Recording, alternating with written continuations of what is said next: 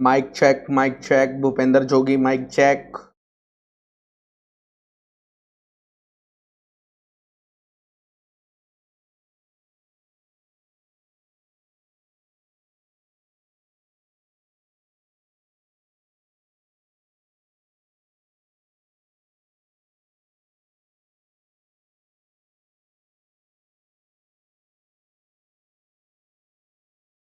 Hello मेरे प्यारे विद्यार्थियों, कैसे हैं आप लोग? होप आप सब बढ़िया होंगे बच्चों। मैं भी एकदम बढ़िया हूं।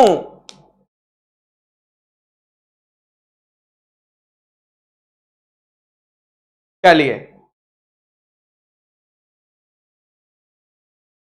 तो आज की क्लास स्टार्ट करते हैं बच्चों।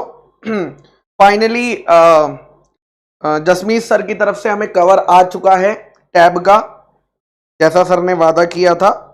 तो कवर आ गया है। Thank you Jasmeet sir.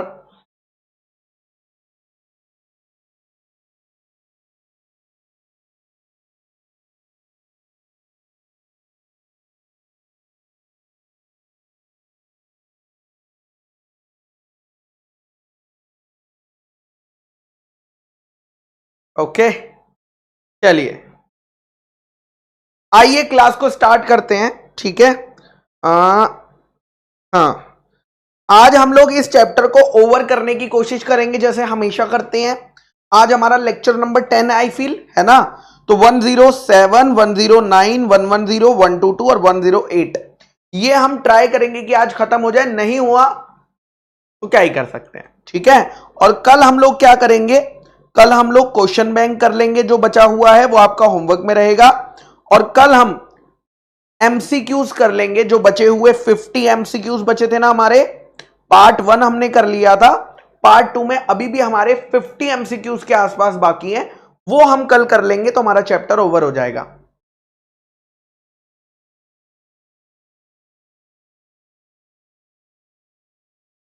हाँ, बड़े बड़े चैप्टर्स में छोटे छोटे टारगेट छूटते रहते हैं सेनोरिटा।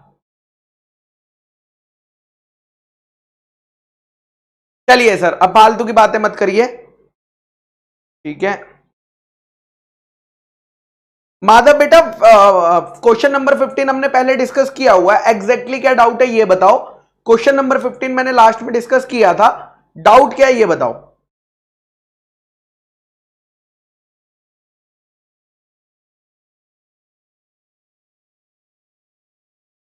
चलिए आइए लेट्स स्टार्ट विथ, कल के हमारे कुछ इलुस्ट्रेशंस बाकी थे, हाँ या ना?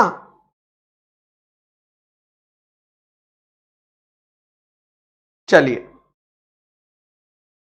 आदर्श बेटा, मैनेजिंग डायरेक्टर को ही मैनेजर बोलते हैं। ठीक है, तो कंपनी के बोर्ड ऑफ डायरेक्टर्स में से एक मैनेजिंग डायरेक्टर अपॉइंट होता है, उसको आप मैनेजर भी बोल लो मैनेजिंग डायरेक्टर बोल लो, कोई फर्क नहीं पड़ता।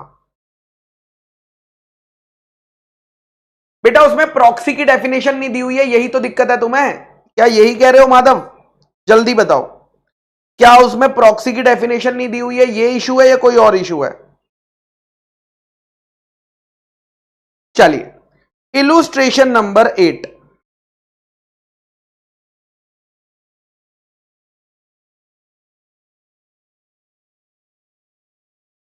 सुबह 4 बजे कौन आया था क्लास लेने?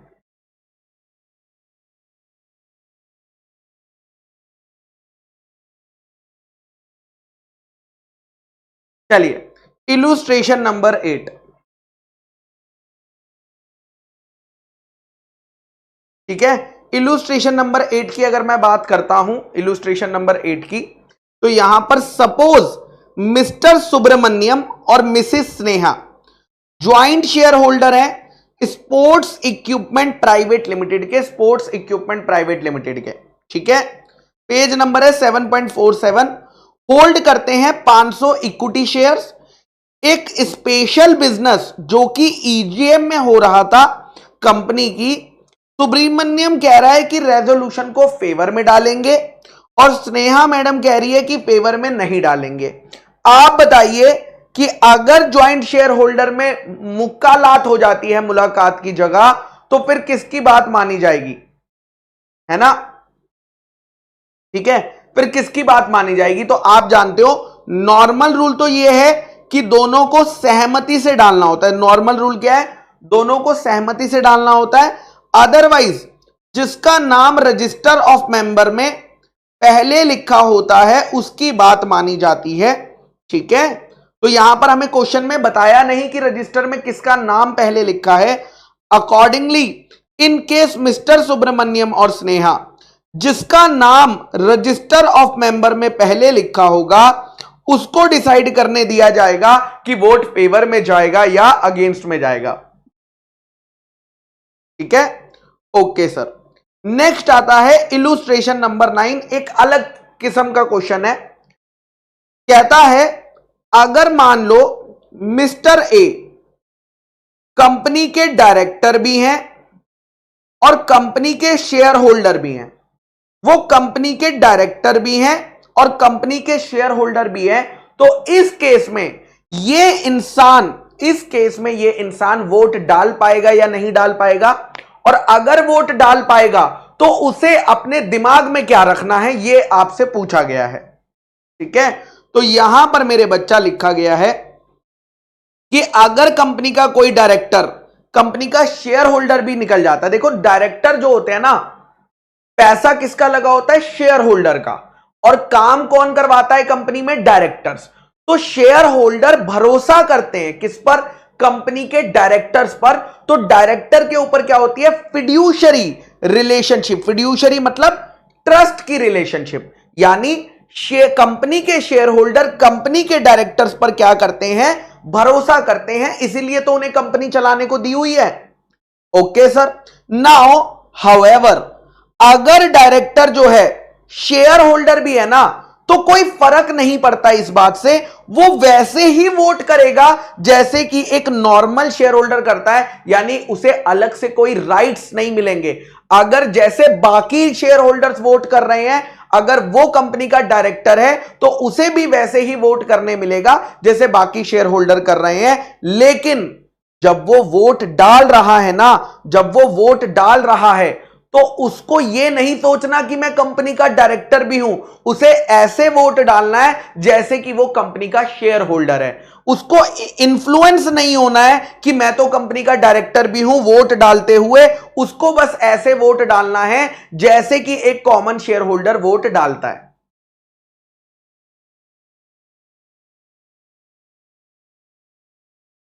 चलिए, okay sir, yes sir. Next point पर चलते हैं, सेक्शन नंबर 107 पर। सर आपने ब्लू बॉक्स नहीं पढ़ाया सर। बेटा ब्लू बॉक्स मैं तुम्हें पहले ही पढ़ा चुका हूं, आप खुद रीड कर लो, कल की क्लास में ही ये कवर हो गया था, आप खुद रीड कर लीजिए एक बारी। इसमें बस इतना लिखा है कि अगर कंपनी के आर्टिकल्स ने पावर नहीं दी हुई है वोटिंग को रेस्ट्रिक्ट करने की, तो कंपनी चाह कर भी वोटिंग को रेस्ट्रिक्ट नहीं कर सकती। जब तक आर्टिकल में पावर नहीं है वोटिंग को रोकने की, तब तक शेयर होल्डर की वोटिंग की पावर कंपनी रोक नहीं सकती, भले ही सामने वाले ने कॉल फेलियर दिया हो या ना दिया हो।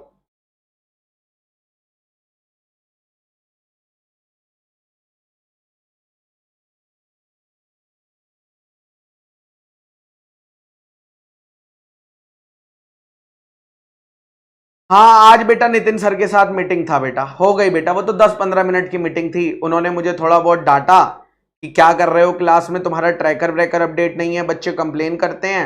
मैंने कहा गोड सर माफ कर दीजिए सर, और फिर उन्होंने मुझे माफ कर दिया, अच्छे दिल के इंसान है। फिर क्या, मैंने कहा आज ही कर दूंगा, और फिर आप जानते ही हो आगे की स्टोरी तो।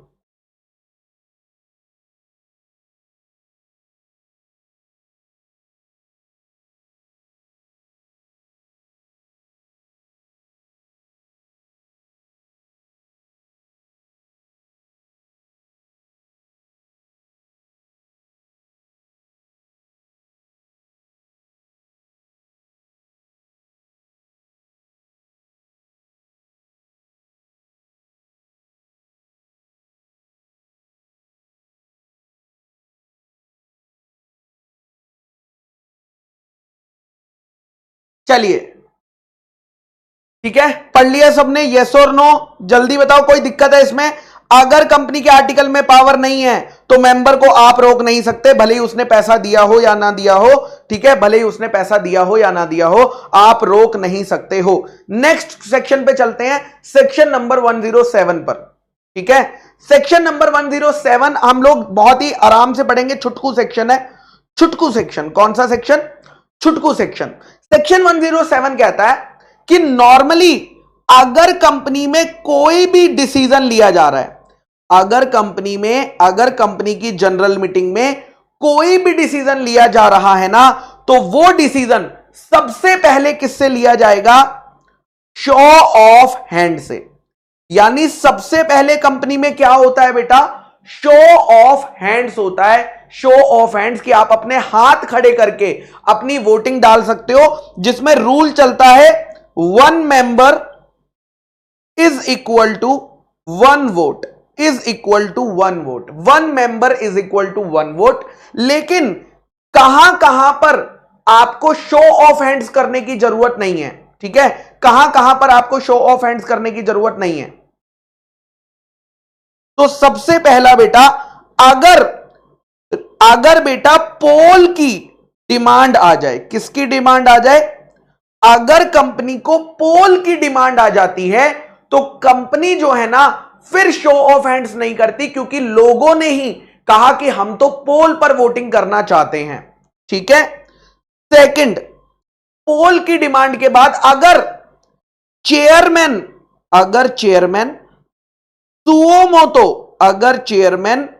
सुओमोतो ये कह दे, चेयरमैन सुओमोतो ये कह दे कि भैया यहां पर शो ऑफ हैंड्स नहीं पोल चलेगा, शो ऑफ हैंड्स नहीं पोल चलेगा, ठीक है। और तीसरा, अगर कंपनी को मैंडेटरी ई वोटिंग एप्लीकेबल है, क्या एप्लीकेबल है?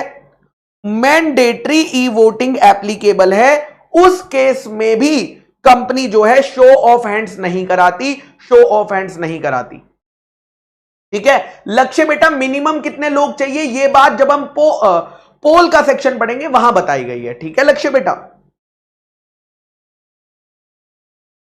ओके सर, तो यहां पर show off hands normal rule है।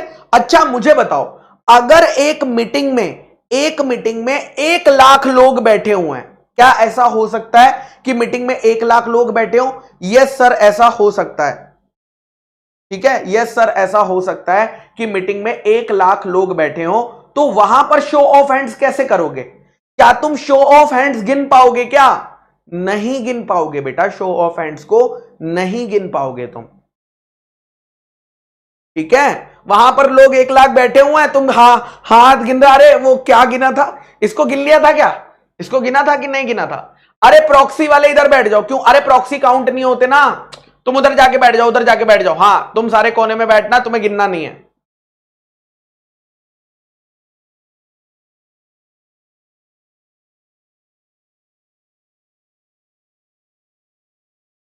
चलिए ठीक है, ओके सर। तो नॉर्मली ऐसे केसेस में बेटा जो चेयरमैन है वो पोल से काम चलाता है, वो पोल से काम चलाता है, ठीक है, ओके सर।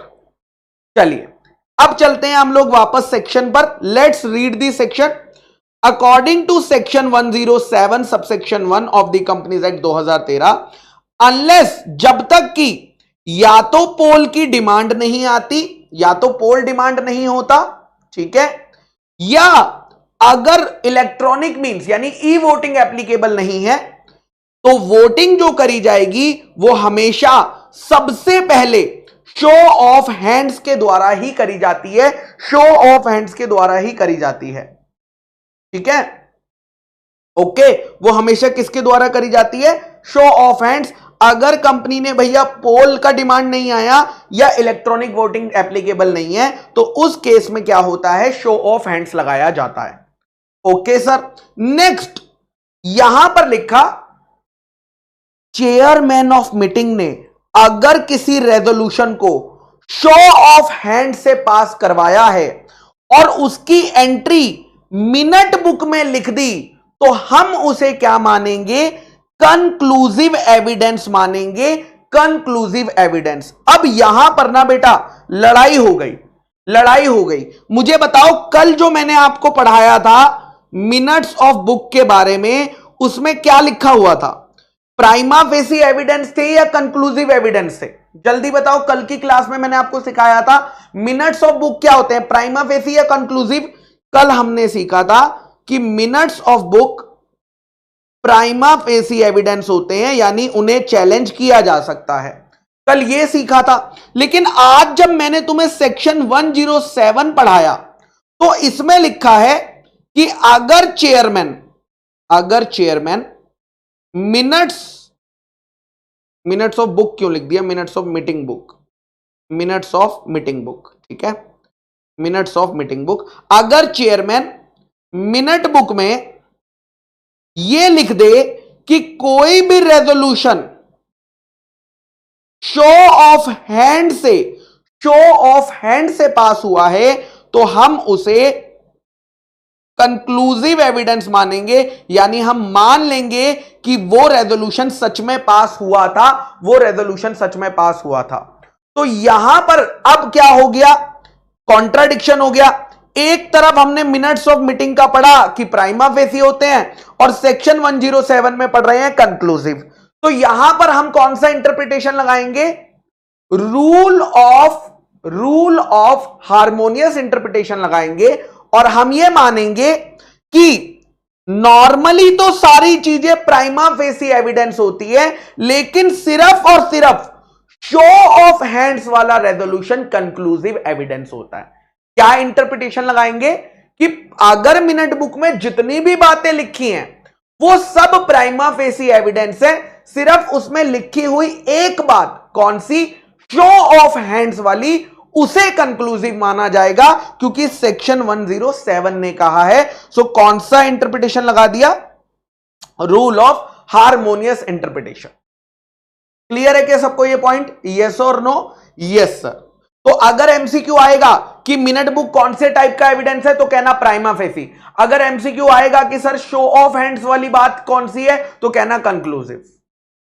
ठीक है, चलिए ये भी आपका इंपॉर्टेंट क्वेश्चन है क्योंकि आपको याद नहीं रहता इसलिए। क्वेश्चन ये है कि अगर कोई शेयर होल्डर इनसॉल्वेंट हो जाता है तो आप जानते हो इनसॉल्वेंट शेयर होल्डर को क्या होता है, एक कोर्ट जो है ऑफिशियल असाइनी अपॉइंट करता है। क्या अपॉइंट करता है? ऑफिशियल असाइनी अपॉइंट करता है। ठीक है, ऑफिशियल असाइनी अपॉइंट करता है। कौन अपॉइंट करता है? कोर्ट अपॉइंट करता है, जिसका काम क्या होता है, वो उसके एसेट्स को सेल करके लायबिलिटीज को पे करता है, ये काम उसका होता है। बट क्वेश्चन ये आया कि क्या एक insolvent share holder show off hands के केस में जनरल मीटिंग में अपना हाथ, ठीक है, खड़ा कर सकता है या नहीं कर सकता है, उठा सकता है या नहीं उठा सकता है? तो देखो आंसर क्या है, यस। कह रहे हैं not with standing. Not with standing मतलब इससे फर्क नहीं पड़ता कि ही हैज नो लॉन्गर, उसका बेनिफिशियल इंटरेस्ट नहीं रहा, क्योंकि बेनिफिशियल इंटरेस्ट किसके पास चला गया?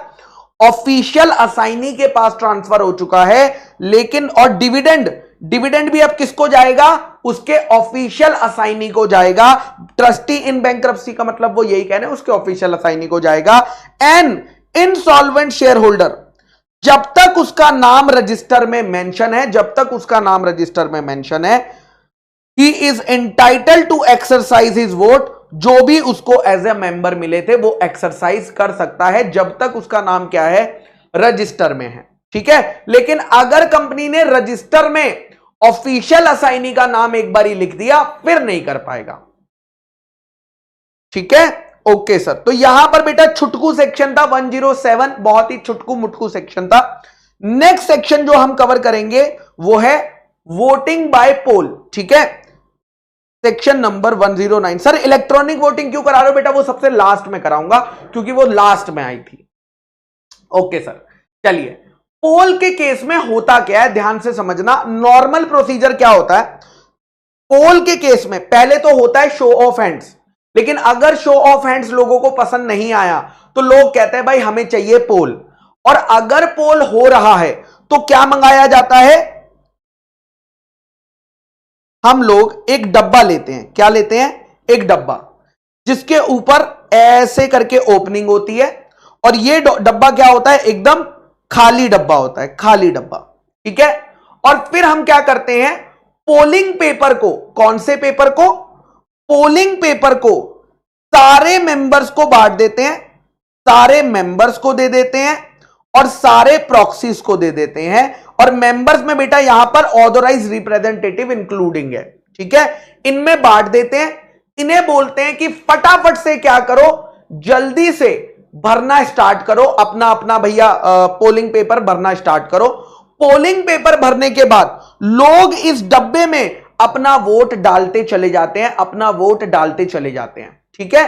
फिर बाद में जब वो पोलिंग कंप्लीट हो जाती है, सब लोग अपना अपना भैया पेपर डाल चुके होते हैं जो डालना चाहते हैं, उसके बाद उस डब्बे को बाद में खोला जाता है, दो विटनेस की प्रेजेंट में डब्बा खोला जाता है, फिर काउंट किया जाता है। काउंट में देखते हैं कुछ लोगों के हो सकता है इनवैलिड वोट हो, यानी उन्होंने सिग्नेचर नहीं करा, सिग्नेचर किया तो मैच नहीं हुआ, या प्रॉक्सी उनका इनवैलिड था, तो जो इनवैलिड वोट थे उन्हें अलग से रख दिया जाता है।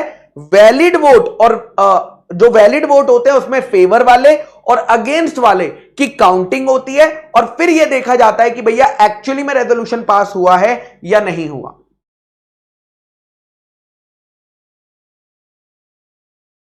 नहीं जय बेटा, सारे एसेट बिक गए इसका मतलब यह नहीं होता। इंसॉल्वेंसी डिक्लेयर का मतलब होता है कि एक बंदे के एसेट, जिस दिन कोर्ट ऑर्डर देता है कि इसके अभी तक जो एसेट है, मान लो 50 करोड़ के हैं इसके पास और इसकी लायबिलिटी 100 करोड़ की है, तो कोर्ट डिक्लेयर कर देता है भाई ये बंदा तो खत्म हो गया है, ये बंदा पैसे नहीं दे पाएगा, और एक पर्सन को अपॉइंट किया जाता है जो उसके एसेट्स को बेचना चालू करता है, ठीक है।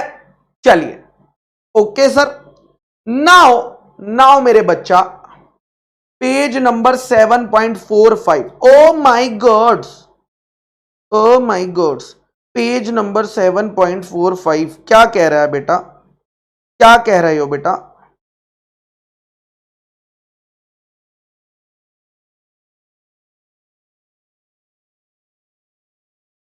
चलिए ओके, समझ नहीं आया बेटा, 7.45 में मुझे कुछ दिखा नहीं ऐसा सच, आप क्या कह रहे हो?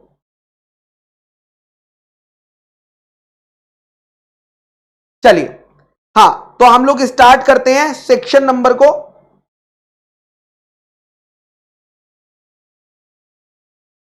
चलिए section number 109 page number 7.55, page number 7.55, ठीक है। चलिए हाँ, अमन पूछ रहा है क्या पोल इलेक्ट्रॉनिक मोड से नहीं होता?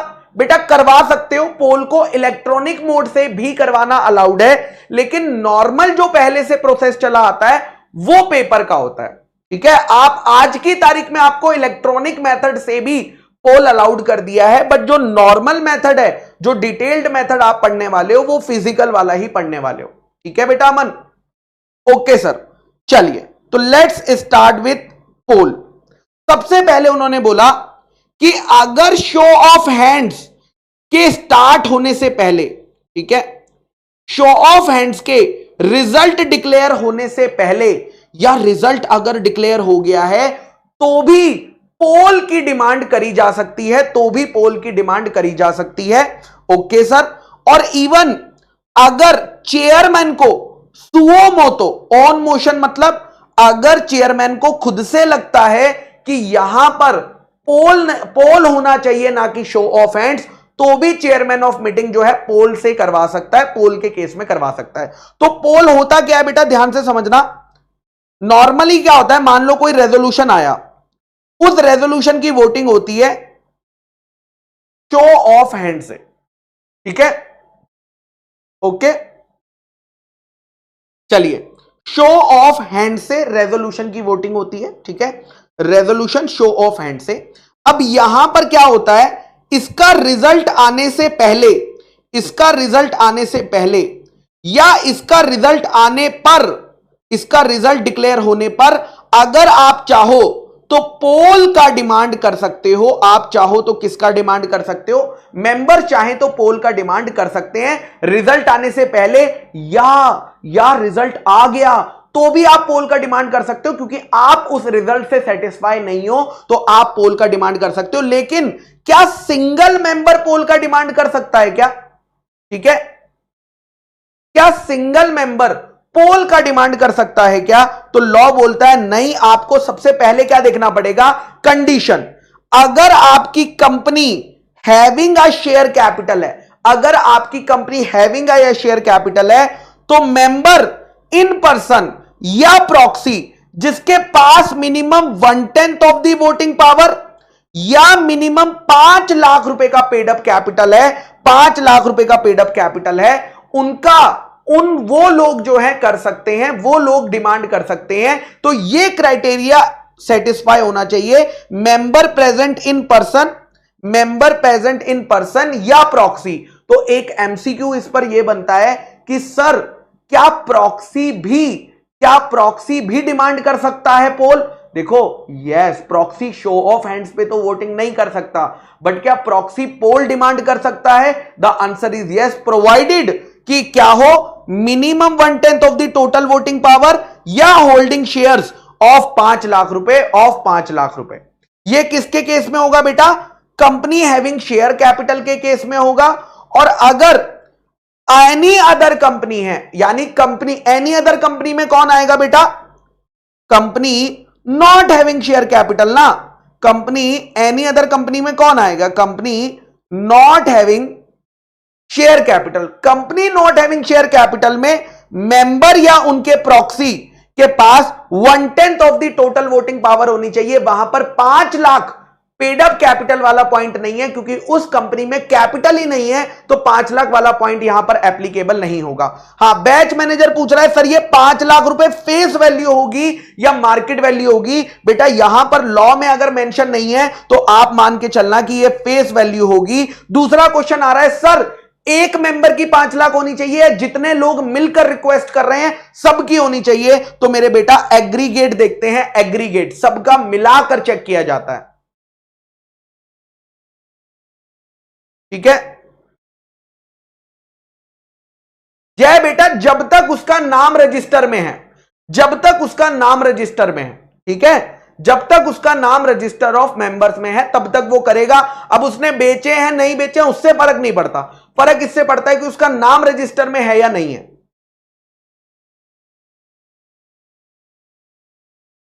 ठीक है, चलिए ओके सर, नेक्स्ट पॉइंट पे चलते हैं। सर अगर हमने पोल डिमांड किया था, क्या हम अपनी रिक्वेस्ट को कैंसिल कर सकते हैं? पहले हमने कहा कि नहीं नहीं हमें पोल चाहिए, लेकिन बाद में हमें कहा कि नहीं नहीं रहने दो, चलो शो ऑफ हैंड से ही काम चल जाएगा। तो यहां पर लॉ ने कहा कि demand for poll may be withdrawn at any time. जिस इंसान ने पोल की डिमांड करी थी वो पोल की डिमांड को वापस भी ले सकते हैं, वो पोल की डिमांड को वापस भी ले सकते हैं। यानी आप रिक्वेस्ट कर भी सकते हो और उस रिक्वेस्ट को वापस लेने का भी राइट लॉ ने आपको दिया है। ठीक है, चलिए ओके, यस शिल्पा बेटा बिल्कुल ओके।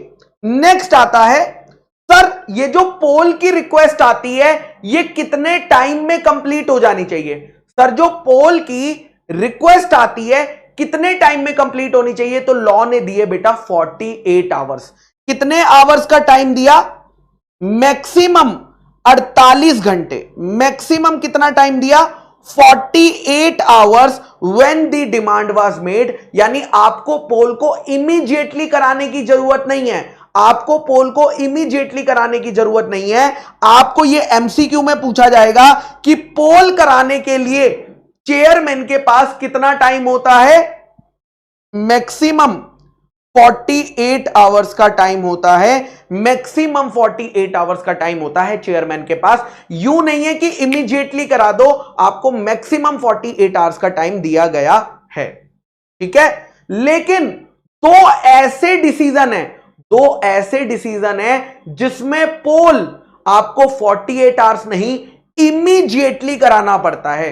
कितने ऐसे केसेस हैं जहां पर आपको 48 आवर्स नहीं मिलेंगे, आपको फोर्थविथ यानी इमीडिएटली कराना पड़ता है? बेटा दो केसेस ऐसे होते हैं। अगर मीटिंग को एडजर्न करने का पोल मांगा गया है, मीटिंग को एडजर्न करने का पोल मांगा गया है, या उस मीटिंग के चेयरमैन को अपॉइंट करने का पोल मांगा गया है, तो उस केस में आपको 48 आवर्स नहीं मिलेंगे। इन दो केसेस में आपको क्या करना पड़ेगा, इमीडिएटली पोल कराना पड़ेगा। बाकी कोई भी केस होगा तो आपको 48 घंटे में कराना है।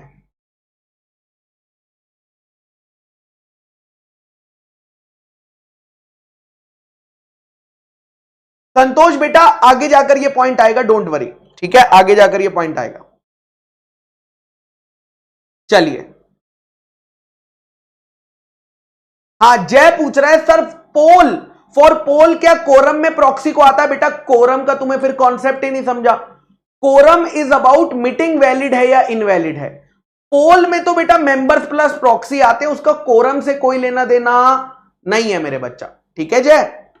चलिए ओके सर, नेक्स्ट आता है यहां पर आपको अपॉइंट, मैं आपको एक पोल पेपर दिखाता हूं, सारे बच्चे मेरे साथ देखेंगे पोल पेपर कैसा दिखता है, ठीक है। मैं एक कंपनी का पोल पेपर लाने आया हूं, ओके ठीक है। अब यहां पर देखिएगा, ये एक कंपनी है सतिन नाम की, ये है पोलिंग पेपर जिसका फॉर्मेट क्या होता है बेटा, MGT12। ये क्या है, फॉर्मेट है। यहां पर मैं अपना नाम लिखूंगा, शेयर होल्डर का फर्स्ट नेम, शेयर होल्डर पहला, जिसका रजिस्टर में पहला नाम लिखा है, यहां पर मैं अपना नाम लिखूंगा गुरप्रीत सिंह, ठीक है ओके। यहां पर मैं अपना पूरा एड्रेस लिखूंगा, पुणे जो भी मेरा एड्रेस है वो लिखूंगा।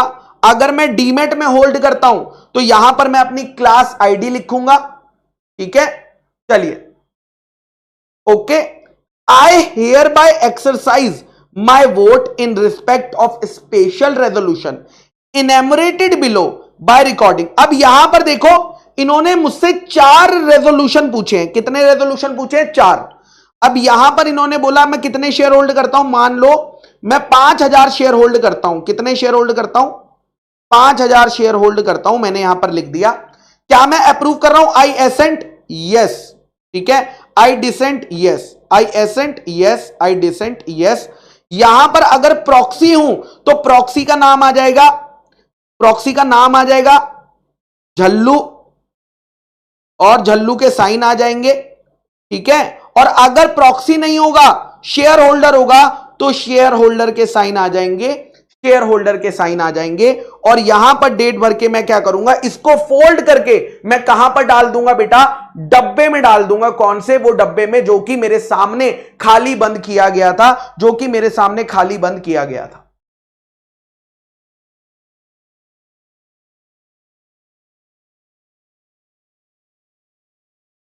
ठीक है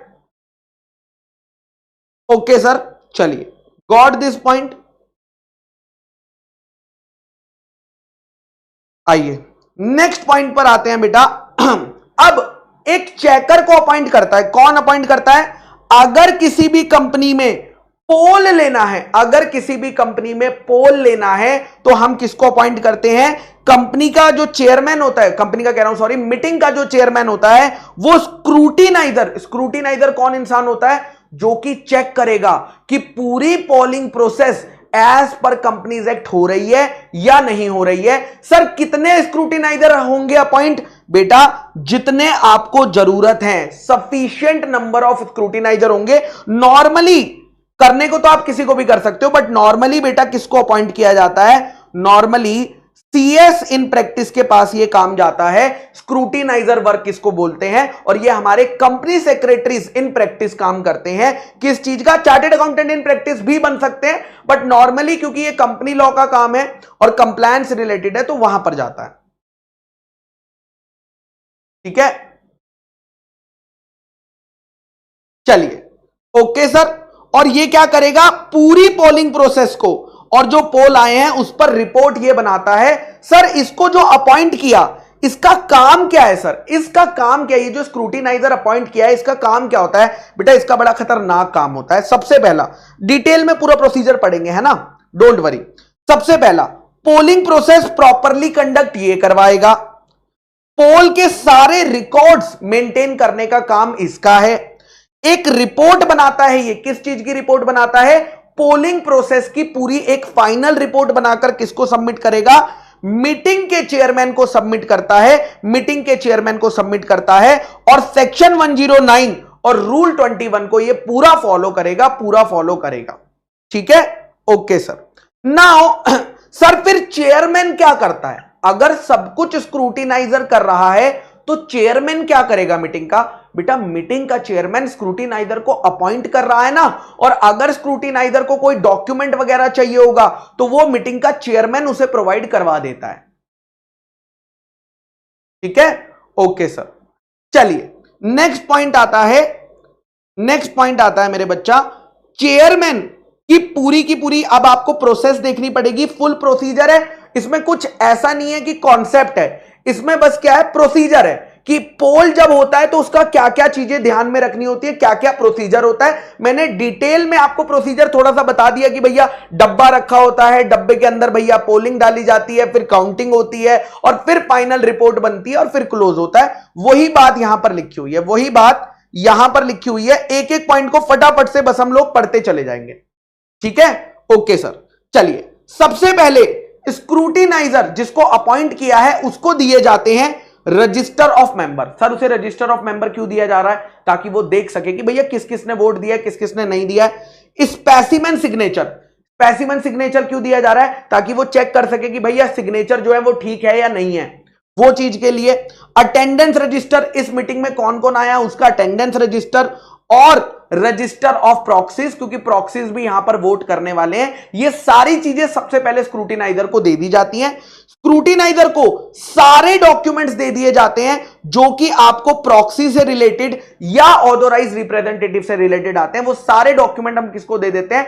स्क्रूटिनाइजर को दे देते हैं, ताकि वो जो पोलिंग प्रोसेस है वो सही से कंडक्ट करवा सके। ठीक है, okay sir. The scrutiniser shawl arrange for polling paper. Scrutiniser क्या करेगा? पोलिंग पेपर लेके आएगा। पोलिंग पेपर लेकर आएगा मतलब MGT 12 जो मैंने अभी आपको दिखाया ना, ये रहा, इन पेपर्स की बात हो रही है। वो पोलिंग पेपर को अरेंज करेगा, बांट देगा। किसमें बांट देगा? मेंबर्स को, हर एक मेंबर को एक एक बांट देगा। उनके प्रॉक्सी अगर बैठे हैं उनके प्रॉक्सीज को बांट देगा। ठीक है, ज्वाइंट शेयर होल्डर में किसको पोलिंग पेपर देगा? अगर ज्वाइंट शेयर होल्डर है तो बताओ, मान लो एक A B C ये तीनों ज्वाइंट शेयर होल्डर हैं, तो मुझे बताओ पोलिंग पेपर किसको मिलेगा?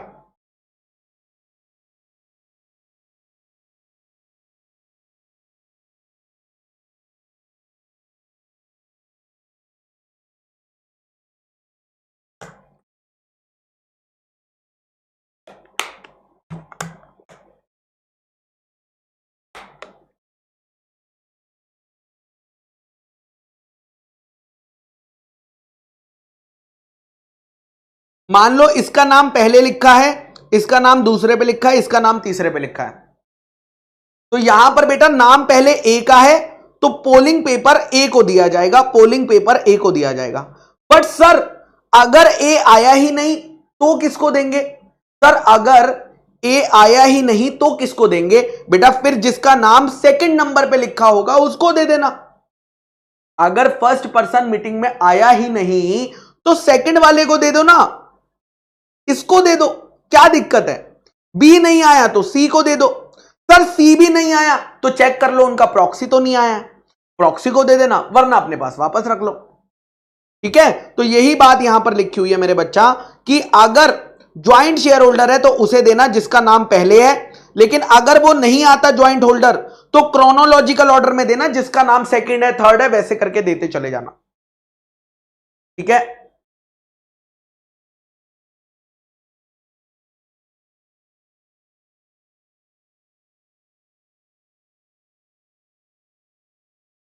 बेटा पोल कंडक्ट होता है, मनप्रीत पूरा सुन लो, आपको सब समझ आ जाएगा, डोंट वरी। ठीक है, चलिए नेक्स्ट आता है स्क्रूटिनाइजर क्या करता है? इन सारे पोलिंग पेपर का जो रिकॉर्ड होता है, जो रिस्पॉन्स आया है उसे संभाल के रखता है, और हर पोलिंग पेपर पे क्या करता है? इनिशियल कर देता है। इनिशियल मतलब इनिशियल करके अपने पास सारे पोलिंग पेपर्स को संभाल कर रखता है।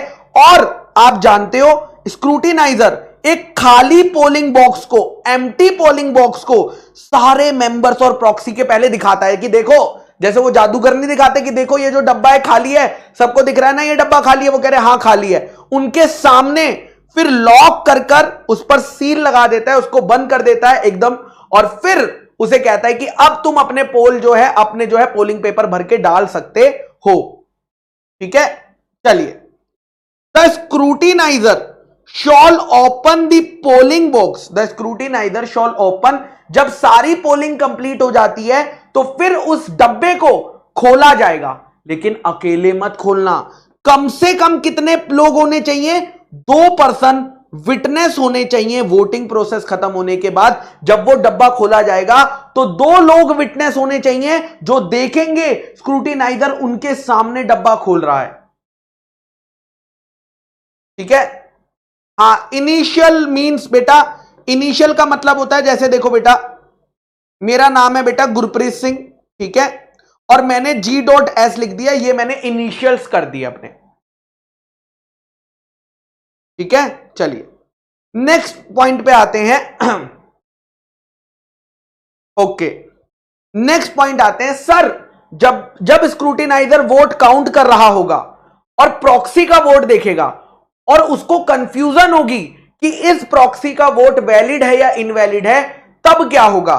तो अगर किसी प्रॉक्सी को लेकर कंफ्यूजन है कि वो वैलिड प्रॉक्सी था या इनवैलिड प्रॉक्सी था, एम्बिग्यूटी है, पता नहीं है, तो स्क्रूटिनाइजर डिसाइड करेगा कि वो प्रॉक्सी वैलिड था या इनवैलिड था, लेकिन मीटिंग के चेयरमैन से कंसल्ट करके, मीटिंग के चेयरमैन से बात करने के बाद फाइनल किया जाएगा कि उस प्रॉक्सी को वैलिड माना जाएगा या इनवैलिड माना जाएगा।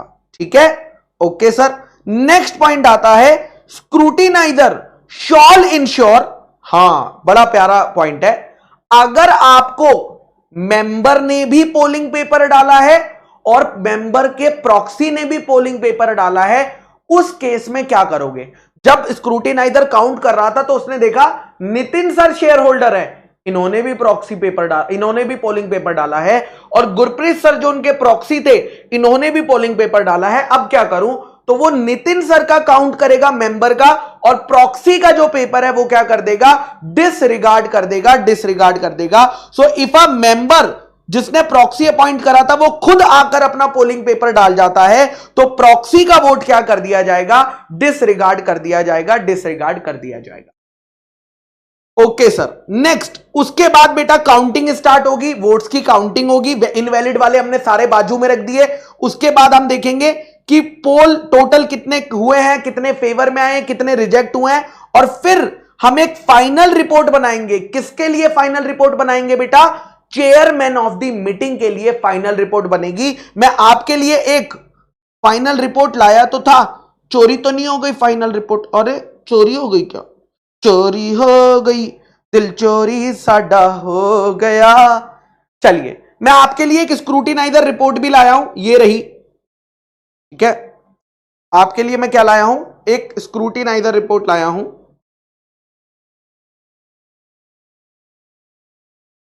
स्क्रूटिनाइजर रिपोर्ट, ठीक है।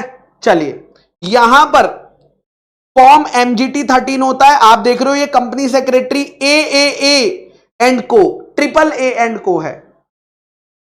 ठीक है, इन्होंने यहां पर सेक्शन 109 के अंदर रिपोर्ट ऑफ स्क्रूटिनाइजर बनाई है, जिसमें to the chairman of the meeting, to the chairman of the meeting, यहां पर इन्होंने लिखा कि अभिषेक भारद्वाज जो कि प्रैक्टिसिंग CS है, उन्हें स्क्रूटिनाइजर रखा गया था पोल के लिए, जो कि AGM में हुआ था। फिर इन्होंने बोला, क्या बोला कि लॉक्ड बैलेट डब्बा सब्सिक्वेंटली मेरी प्रेजेंस में ओपन किया गया, मैंने अच्छे से चेकिंग करी, पोल पेपर्स को काउंट किया, कंपनी के उससे चेक करा, और उसके बाद पोल पेपर जो इनकंप्लीट थे उनको हमने इनवैलिड मान लिया और उनको अलग रख दिया था।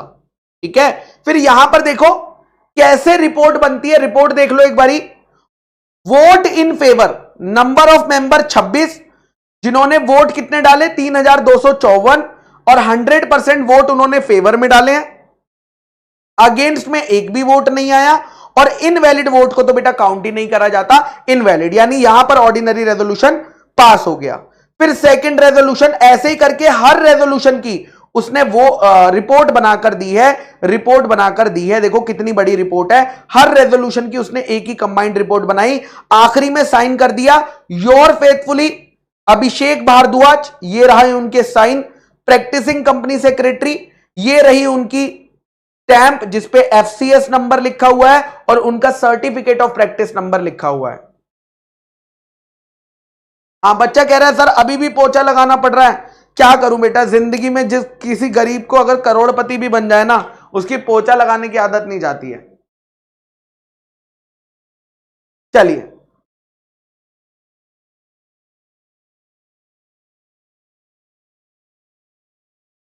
वापस चलते हैं हम लोग पॉइंट पे, ठीक है। हाँ, नेक्स्ट पॉइंट उन्होंने बेटा ये बोला है, चलिए नेक्स्ट पॉइंट बेटा उन्होंने ये बोला है कि अगर कंपनी तुम्हें इलेक्ट्रॉनिक वोटिंग लगती है और वोटिंग जो है इलेक्ट्रॉनिक मीन से हो रही है, तो फिर भैया इलेक्ट्रॉनिक वोटिंग वाला सेक्शन देख लेना, स्क्रूटिनाइजर इलेक्ट्रॉनिक वोटिंग के हिसाब से काम करेगा। क्योंकि नॉर्मली जो पोलिंग होती है वो पेपर डाल के होती है, बट अगर कंपनी को ई वोटिंग लग रही है तो मीटिंग में भी क्या होती है बेटा, उस केस में ई वोटिंग कराई जाती है। ठीक है, चलिए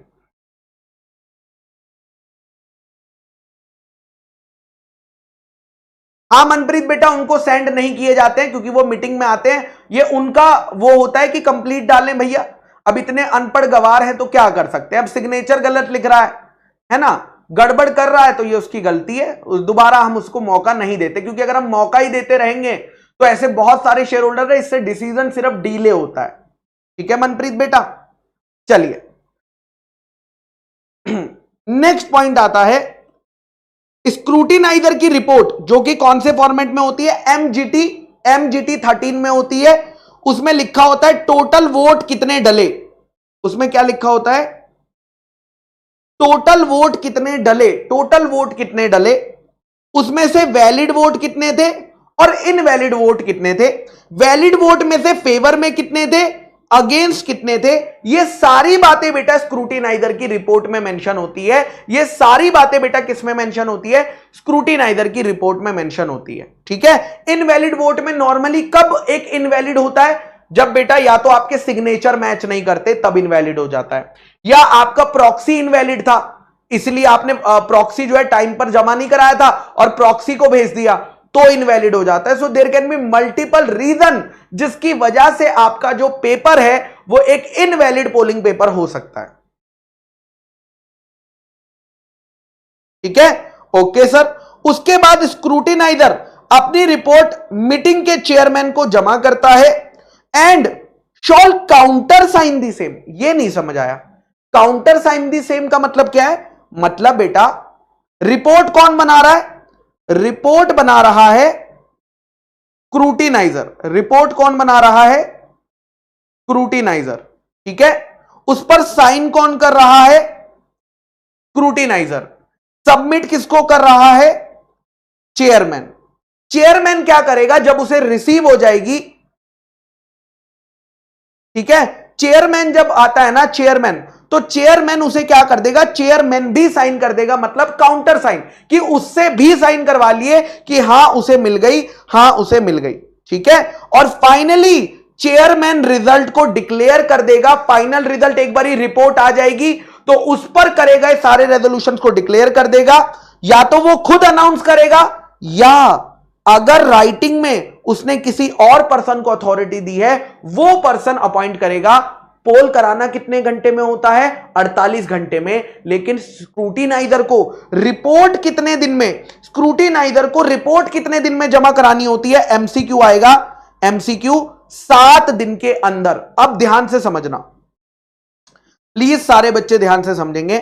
मान लो ये जो मैं बताने जा रहा हूं ये डेट ऑफ जनरल मीटिंग है, ठीक है, ये डेट ऑफ जनरल मीटिंग है, यहां पर पोल की डिमांड आ गई, यहां पर पोल की डिमांड आ गई, लॉ ने कहा 48 आवर्स, लॉ ने कहा 48 आवर्स के अंदर क्या करना, पोल कंडक्ट करवाना स्टार्ट करा देना, यानी स्क्रूटिनाइजर रिपोर्ट और ये सब डब्बे वब्बे में करवा लेना। फिर 7 दिन कहां से बोला गया है, कहां गया भैया 7 दिन, 7 days from the date the poll is taken, not the meeting date. जिस दिन पोल हुआ था ना वहां से 7 दिन लेना है। मतलब मान लो पोल यहां पर कंडक्ट हुआ था, इस डेट को कंडक्ट हुआ था, तो यहां से 7 दिन के अंदर क्या होगी, रिपोर्ट सबमिट होगी। किसको?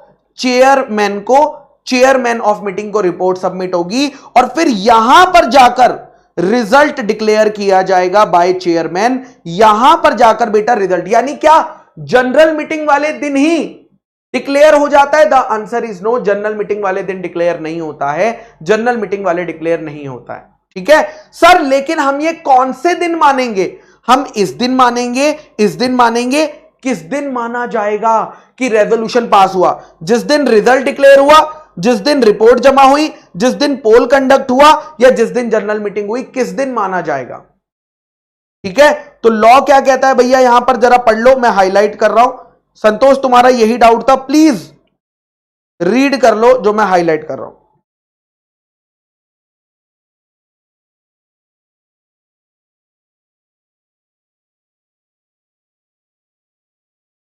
क्या लिखा हुआ है? The result of the poll shall be deemed to be the decision of the meeting of the resolution. भाई जिस मीटिंग में वो रेजोल्यूशन कराया गया, जिस मीटिंग में वो रेजोल्यूशन कराया गया, रिजल्ट बाद में आया लेकिन रेजोल्यूशन तो आपने तभी कराया था, तो उस केस में भैया वो उसी मीटिंग का रेजोल्यूशन माना जाएगा, वो उसी मीटिंग का रेजोल्यूशन माना जाएगा। ये पॉइंट आप कट कर देंगे, ये पॉइंट आपको पढ़ने की जरूरत नहीं है। ठीक है, नेक्स्ट एक बड़े सेक्शन पे लेके जा रहा हूं मैं आपको, लेकिन बड़ा सेक्शन पे जाने से पहले मैं आपको 3 मिनट का मुन्नी ब्रेक दे देता हूं, वरना क्या होगा, वो सेक्शन जो है बीच में आपका दिल तोड़ देगा। बीच में आपका क्या तोड़ देगा? दिल तोड़ देगा।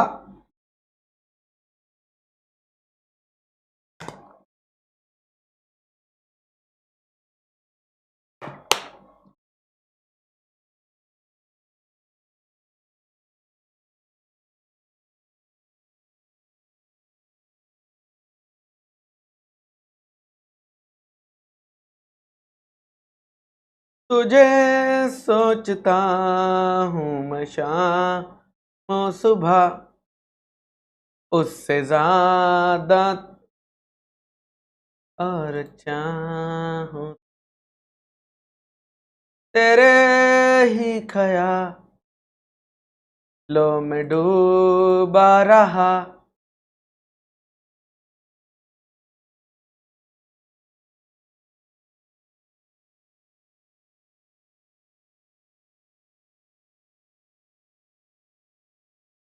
अब सारे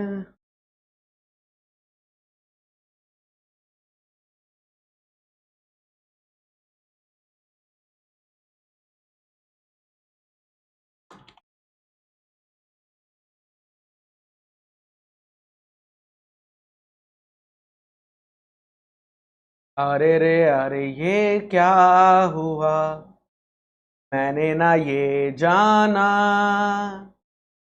अरे रे अरे बन जाए ना कहीं कोई अफसाना। अरे रे अरे कुछ हो गया कोई ना पहचाना। अरे रे अरे बनता है तो बन जाए अफसाना।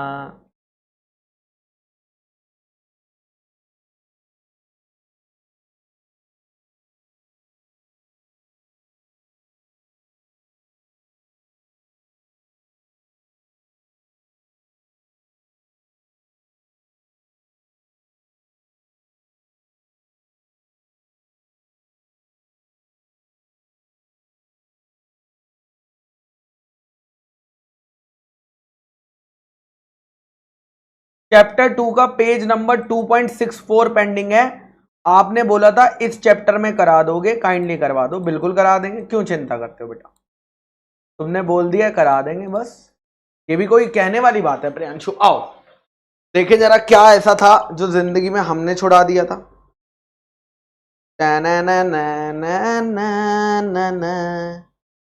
सेकंड चैप्टर ना,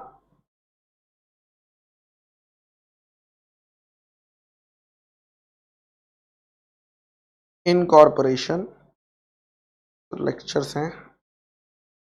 हम्म हम्म हम्म हम्म हम्म हम्म।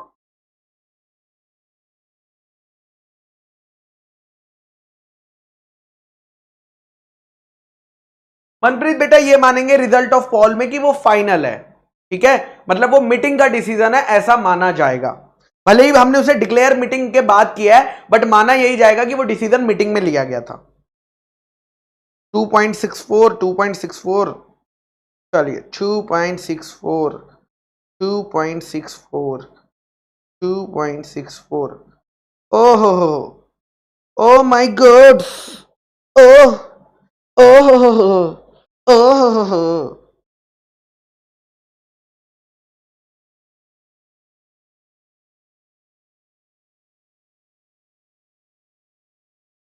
चलिए खैर ये कवर करा दिया मैंने, बट फिर भी एक बारी बता दूंगा, डोंट वरी। ये कवर हो चुका है बेटा, बट मैं फिर भी एक बारी दोबारा बता दूंगा। 48 घंटे वाला पॉइंट मैं ऑलरेडी समझा चुका हूं नोटिस वाले केस में, बट दोबारा बता दूंगा। नोटिस वाले केस में मैंने बताया है सारे बच्चों को कि नोटिस कितने दिन का माना जाता है।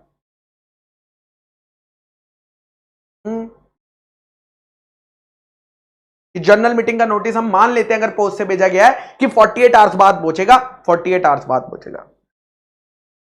चलिए आइए पोस्टल बैलेट पे आ जाते हैं बेटा। पोस्टल बैलेट पे, पोस्टल बैलेट पे लेट्स स्टार्ट पोस्टल बैलेट।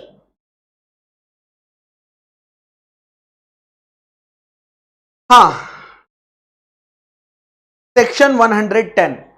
सबसे पहले जो पोस्टल बैलेट होता है ना, जो पोस्टल बैलेट होता है ना, क्या वो सारी कंपनियों को एप्लीकेबल होता है? पहले तो ये बताओ, क्या वो सारी कंपनियों को एप्लीकेबल होता होगा? सोचकर बताना बेटा, सोचकर बताओ, क्या पोस्टल बैलेट सारी कंपनियों को एप्लीकेबल होता है?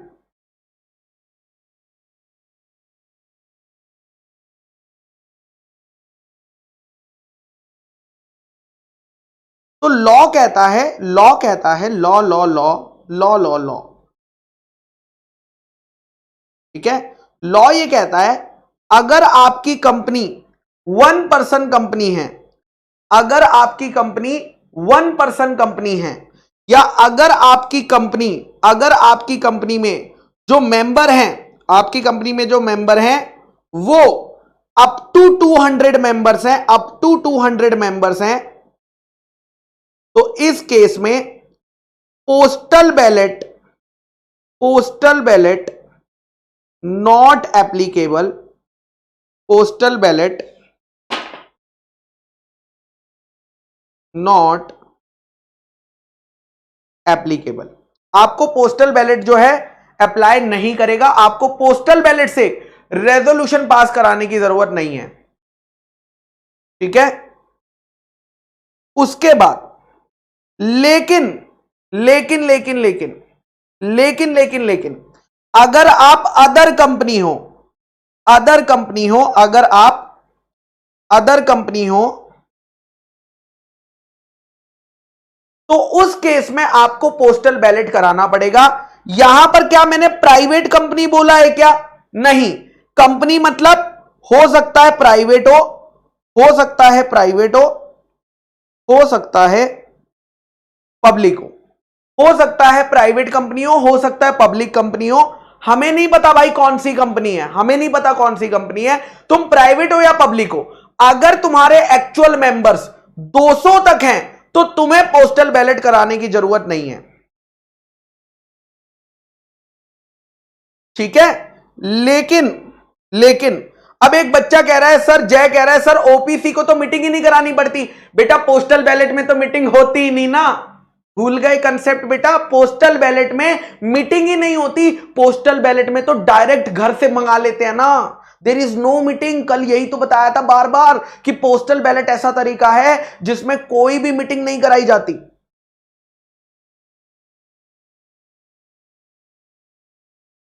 हाँ सतीश कह रहा है सर पब्लिक कैसे हो सकती है 200 वाली कंपनी? मान लो एक कंपनी है बेटा एक्स लिमिटेड, एक कंपनी है बेटा,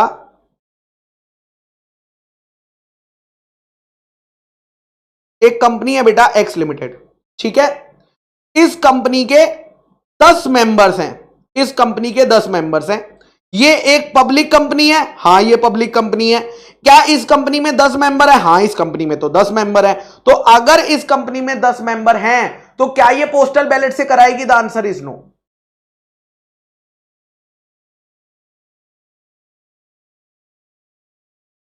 ठीक है, ओके। क्या ये पॉइंट आपको समझा कि नहीं? भाई मिनिमम 7 होते हैं पब्लिक कंपनी में, जरूरी नहीं है 200 से ऊपर ही होंगे। चलिए ओके, नेक्स्ट आता है अगर आप अदर कंपनी हो, अगर आप अदर कंपनी हो तो इस केस में, अगर आप एक अदर कंपनी हो तो इस केस में क्या होगा? अदर कंपनी को क्या अपने सारे रेजोल्यूशंस पोस्टल बैलेट से कराने पड़ते होंगे क्या?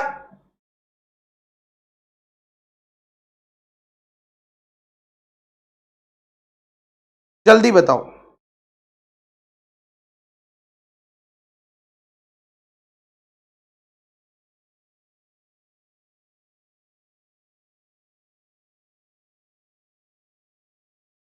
नहीं, सारे नहीं, सिर्फ 2 टाइप के। एक सेंट्रल गवर्नमेंट ने जो प्रिस्क्राइब करे हैं, सेंट्रल गवर्नमेंट ने जो प्रिस्क्राइब करे हैं उन्हें मैंडेटरी होता है। उन्हें क्या होता है? मैंडेटरी होता है बेटा करवाना। सेंट्रल गवर्नमेंट ने जो प्रिस्क्राइब करे हैं ना वो मैंडेटरी होता है कराना। सेंट्रल गवर्नमेंट ने कितने केसेस बताए हैं? 10 केसेस। ठीक है, कितने केसेस बताए हैं? 10 केसेस बताए हैं। कितने केसेस? 10 केसेस ऐसे हैं जिनमें मैंडेटरी है, जिनमें मैंडेटरी है कराना पोस्टल बैलेट से। लेकिन अगर कंपनी खुद से चाहे, अगर कंपनी खुद से चाहे तो आर्टिकल ऑफ एसोसिएशन में मेंशन कर सकती है कोई और बिजनेस, कोई और बिजनेस जिसे वो पोस्टल बैलेट से कराना चाहती है, जिसे वो पोस्टल बैलेट से कराना चाहती है। तो हमारे लिए इंपॉर्टेंट क्या है बेटा? ठीक है, हमारे लिए इंपॉर्टेंट क्या है? हमारे लिए इंपॉर्टेंट है बेटा मैंडेटरी 10 केसेस। कौन से? मैंडेटरी वाले, वो 10 केसेस जो सेंट्रल गवर्नमेंट ने बोला है कि तुम्हें तो पोस्टल बैलेट से कराने ही पड़ेंगे, तुम्हें तो पोस्टल बैलेट से ये 10 केसेस कराने ही पड़ेंगे। तो ये मैंडेटरी है बेटा पोस्टल बैलेट से कराना। ठीक है, अब 10 केसेस की मैंने कल बेटा तुम्हारे लिए एक मेमोरी टेक्निक बना दी। क्या आप लोग मेमोरी टेक्निक गेस कर सकते हो? क्या बनाई होगी बेटा? मेमोरी टेक्निक है। मेमोरी टेक्निक क्या बनाई भैया? आहा मजा ही आ जाएगा। IV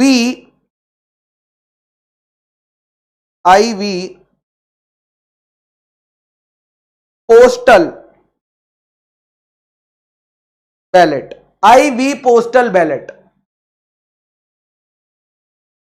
IV postal ballot.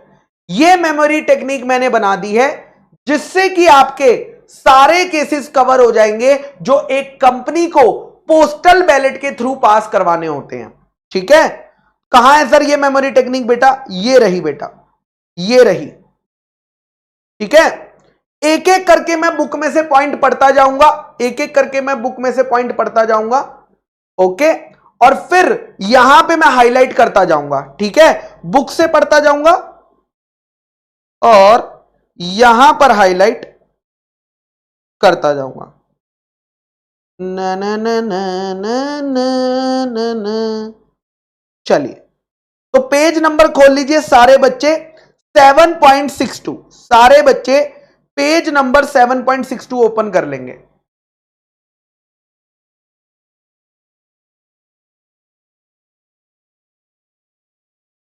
सब बच्चों ने खोल लिया पेज नंबर 7.62?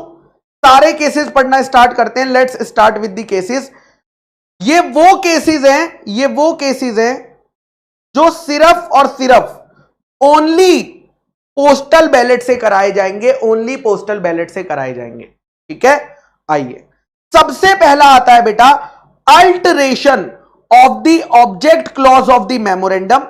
बाकी आगे का आप लोग क्या कर दीजिए? कट कर दीजिए, बाकी आगे का कट कर दीजिए। सिर्फ इतना ही याद रखना है, मेमोरेंडम के अगर ऑब्जेक्ट क्लॉज को अल्टर करना चाहते हो, मेमोरेंडम के अगर ऑब्जेक्ट क्लॉज को अल्टर करना चाहते हो, तो आपको क्या करना पड़ेगा?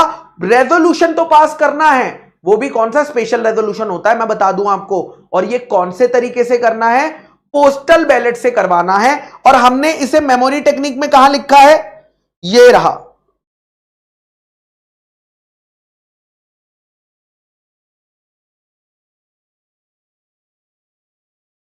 ये रहा,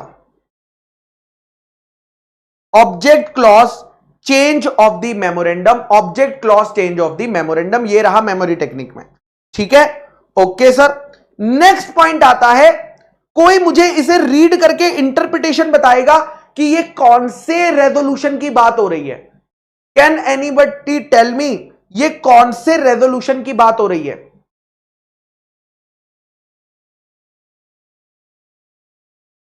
जल्दी से खुद रीड करो और बताने की कोशिश करो कि ये कौन से रेजोल्यूशन की बात हो रही है।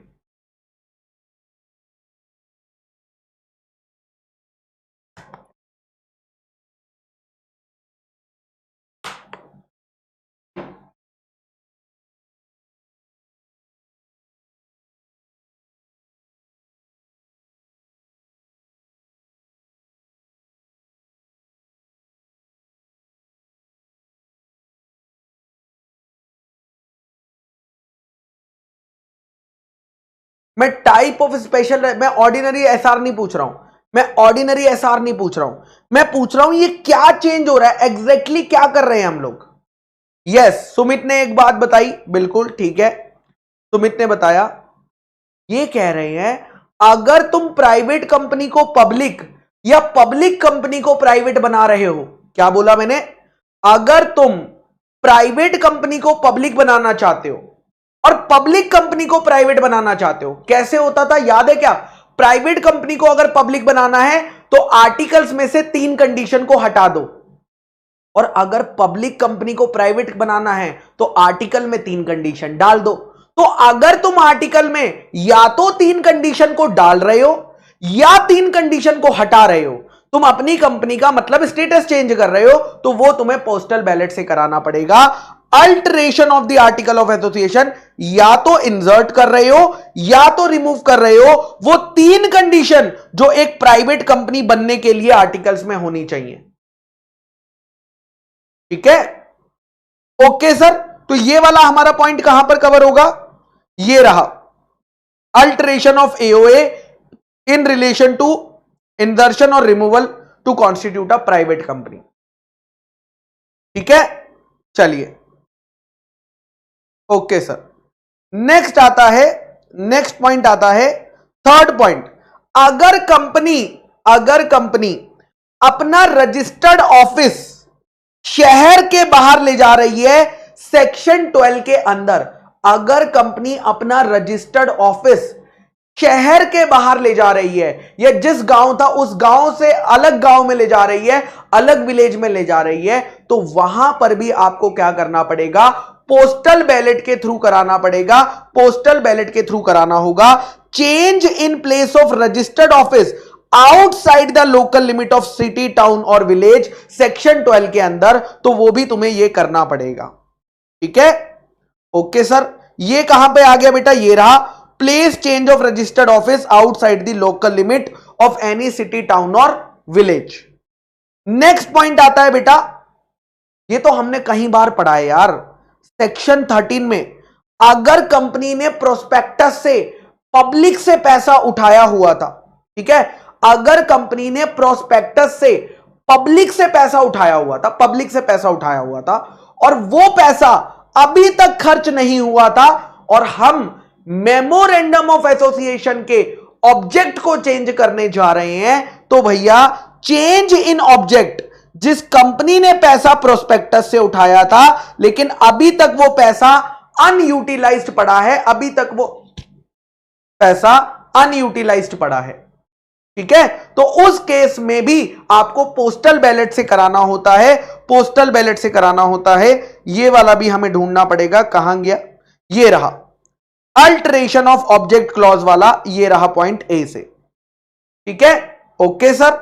नेक्स्ट पॉइंट चलते हैं, हमने सीखा था अगर कंपनी चाहे तो डीवीआर इशू कर सकती है। डीवीआर पता है ना, डिफरेंशियल वोटिंग राइट्स वाले शेयर। तो अगर कंपनी शेयर्स इशू करना चाहती है डिफरेंशियल राइट्स वाले, तो उसके लिए भी क्या लगेगा, उसके लिए भी क्या लगेगा बेटा, पोस्टल बैलेट लगवाया जाएगा।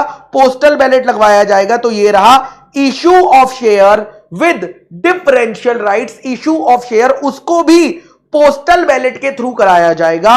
Next section 48 variation of share holder right. अगर कंपनी अपने शेयर होल्डर के राइट्स को बदलना चाहती है, वेरिएशन करना चाहती है शेयर होल्डर के राइट्स में, सेक्शन 48 के अंदर, खैर यहां पर इन्होंने डिबेंचर और अदर सिक्योरिटी भी लिख दिया, बट मेनली वो सेक्शन बेटा किसके लिए था, शेयर होल्डर के राइट्स को वेरी करने के लिए था। तो उस केस में क्या लगेगा, पोस्टल बैलेट लगेगा। उस केस में क्या लगेगा, पोस्टल बैलेट लगेगा। तो यहां पर बी से आ गया variation in the rights attached to share debentures और other securities.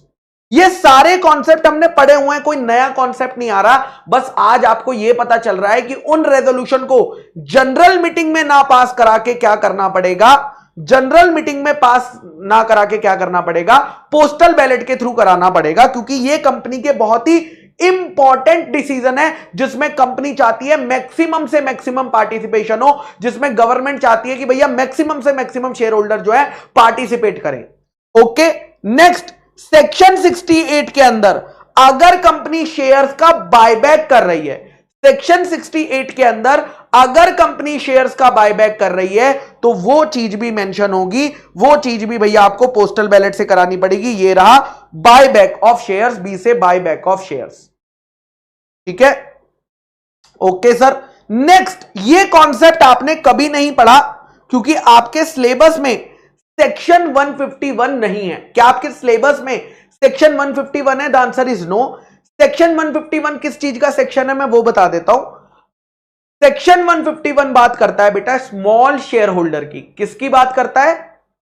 Small share holder की बात करता है। स्मॉल शेयर होल्डर की लिस्टेड कंपनियों को एक डायरेक्टर स्मॉल शेयर होल्डर वाला भी रखना पड़ता है। यह बात सेक्शन 151 में लिखी हुई है, सेक्शन 151 में लिखी हुई है।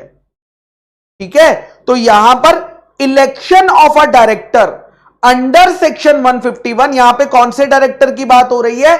स्मॉल शेयर होल्डर को रिप्रेजेंट करने वाला, स्मॉल शेयर होल्डर को रिप्रेजेंट करने वाले डायरेक्टर की बात यहां पर हो रही है। सर स्मॉल शेयर होल्डर क्या होता है? बेटा वो शेयर होल्डर जो लिस्टेड कंपनी में 20,000 रुपए तक की फेस वैल्यू के शेयर होल्ड करता है, उसे कहते हैं स्मॉल शेयर होल्डर।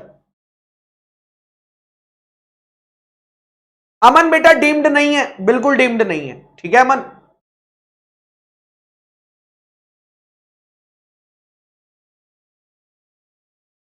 चलिए ओके सर।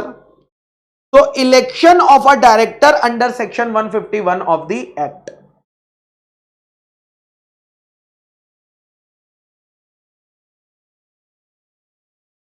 सर जिन कंपनी को एप्लीकेबल नहीं है उन्हें इसे करना है।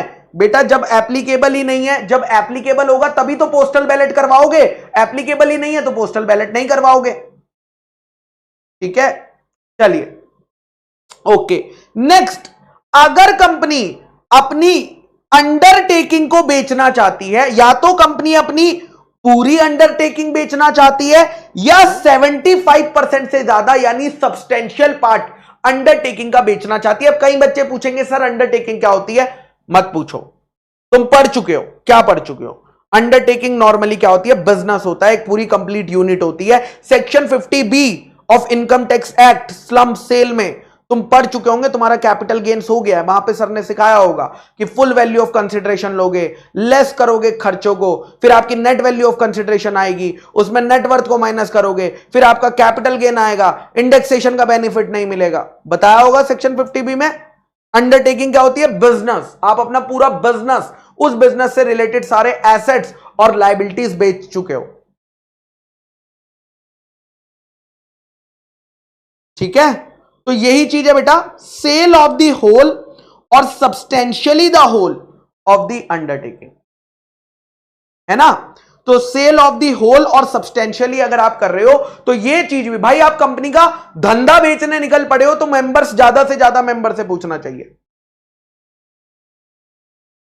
नेक्स्ट पॉइंट पर आते हैं मेरे बच्चा, नेक्स्ट पॉइंट पर आते हैं। अगर कंपनी लोन दे रही है, गारंटी दे रही है या सिक्योरिटी दे रही है, लोन गारंटी या सिक्योरिटी दे रही है सेक्शन 186 की लिमिट्स के बाहर, तो उस केस में भी क्या लगेगा बेटा, पोस्टल बैलेट लगेगा। उस केस में भी क्या लगेगा मेरे बच्चा, पोस्टल बैलेट लगने वाला है।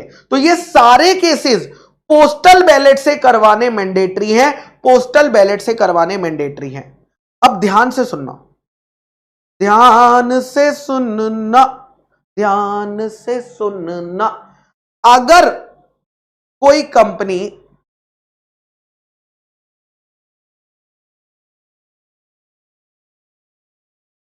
अगर कोई भी कंपनी अगर कोई भी कंपनी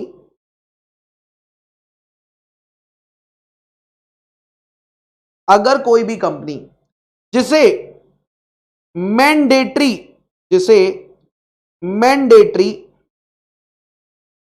ई वोटिंग लगती है, जिसे मैंडेटरी क्या लगती है, ई वोटिंग लगती है, आप मुझे बताओ, ई वोटिंग लगती है, ई वोटिंग ज्यादा बेटर है या पोस्टल बैलेट? ई वोटिंग ज्यादा बेटर है या पोस्टल बैलेट ज्यादा बेटर है? ई वोटिंग ज्यादा बेटर है या पोस्टल बैलेट ज्यादा बेटर है? कौन सी चीज ज्यादा बेटर है?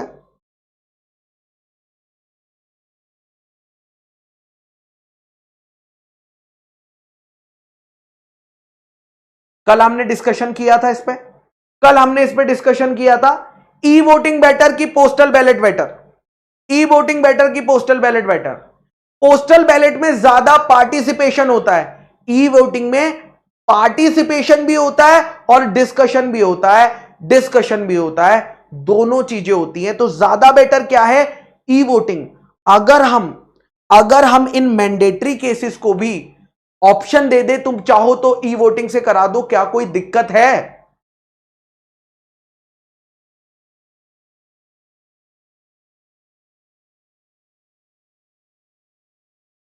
क्या कोई दिक्कत है? पोस्ट लॉ वैसे तो कह रहा है, लॉ वैसे क्या कह रहा है कि भाई तुम्हें ये वाले डिसीजन जो मैंने 10 बताए हैं, ये तुम्हें पोस्टल बैलेट से कराने हैं, ये तुम्हें पोस्टल बैलेट से कराने हैं, ऐसा बता रहा है कि ये तुम्हें किससे कराने हैं, पोस्टल बैलेट से कराने हैं। लेकिन अगर किसी कंपनी को ऑलरेडी ई वोटिंग मैंडेटरी है, तो क्या ई वोटिंग से करा ले तो काम चल जाएगा? हां सर चल जाएगा। तो लॉ ने यहां पर देखो नेक्स्ट पॉइंट में क्या बोला कि अगर कोई भी बिजनेस पोस्टल बैलेट से करना था, कंपनी जो अपने मेंबर्स को ई वोटिंग करवाती है, कंपनी जो अपने मेंबर्स को ई वोटिंग कराती है, वो चाहे तो इन डिसीजंस को पोस्टल बैलेट ना करवाकर ई वोटिंग के थ्रू करवा सकती है। पोस्टल बैलेट, क्योंकि ई वोटिंग तो पोस्टल बैलेट से भी बेटर है, तो तुम अगर चाहो तो इन्हें पोस्टल बैलेट ना करवाना, या तो फिर इन्हें पोस्टल बैलेट करवाओ। लेकिन अगर तुम ऑलरेडी ई वोटिंग कराती हो तो तुम जनरल मीटिंग बुलाकर, देखो जनरल मीटिंग बुलाकर इन्हें ई वोटिंग के थ्रू भी करवा सकती हो। ठीक है, क्लियर हो गया क्या ये कॉन्सेप्ट? यस और नो, जल्दी बताओ, क्या ये कॉन्सेप्ट क्लियर हो गया कि नहीं?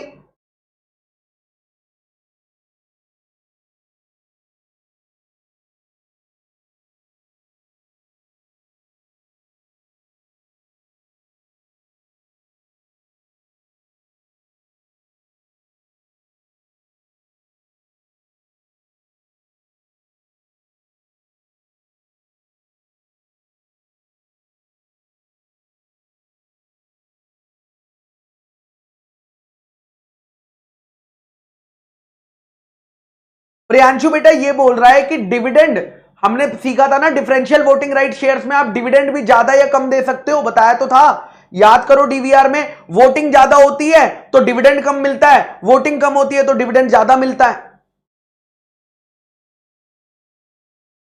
ठीक है, चलिए, ओके सर। और लास्ट क्या है, 1% कंपनी या अदर कंपनी जिसके मेंबर 200 तक हैं, उन्हें तो पोस्टल बैलेट एप्लीकेबल ही नहीं होता, उन्हें तो पोस्टल बैलेट एप्लीकेबल ही नहीं होता है। ठीक है, ओके सर। नाउ मान लो गुरप्रीत सर के पास मान लो गुरप्रीत सर के पास 10,000 शेयर्स हैं। कितने शेयर्स हैं? 10,000 शेयर्स हैं। पोस्टल बैलेट में 1 मेंबर 1 शेयर चलता होगा या पेडअप शेयर कैपिटल पे डिपेंड होता होगा?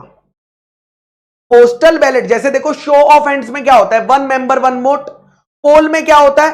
पोल में क्या होता है? पेडअप शेयर कैपिटल पे होता है। पोस्टल बैलेट में क्या होगा? 1 मेंबर 1 वोट माना जाएगा या वो कितने शेयर होल्ड करता है उस पर माना जाएगा। तो बेटा वहां पर 10,000 शेयर्स की अगर मैं बात करता हूं तो वो भी पेडअप शेयर कैपिटल पे है। तो क्या मैं ऐसा कर सकता हूं कि मैं अपने 4,000 शेयर्स फेवर में डाल दूं? 4,000 शेयर्स फेवर में डाल दूं, ठीक है, ओके। 3,000 शेयर्स अगेंस्ट में डाल दूं और बाकी के 3,000 पे वोट ही ना करूं। क्या मैं ऐसा कर सकता हूं? क्या मुझे यह अलाउड होगा कि मैं अपने शेयर्स को पोस्टल बैलेट में वोट करते हुए सारे शेयर्स का इस्तेमाल ना करूं और जिन शेयर्स का इस्तेमाल कर रहा हूं वो भी अलग अलग तरीके से कर लूं, वो भी अलग अलग तरीके से कर लूं?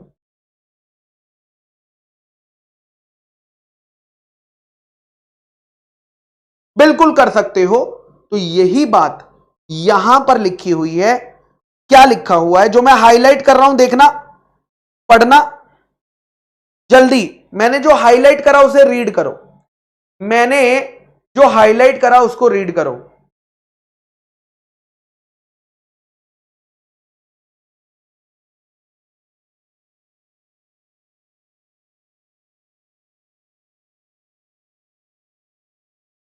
बैलेट में मेंबर अगर चाहे तो कुछ शेयर्स को पार्शियली हां बोल सकता है, कुछ शेयर को मना कर सकता है और वो अपने शेयर्स जरूरी नहीं है सारे इस्तेमाल भी करें। ऐसा लॉ ने नहीं कहा, ऐसा लॉ ने नहीं करा।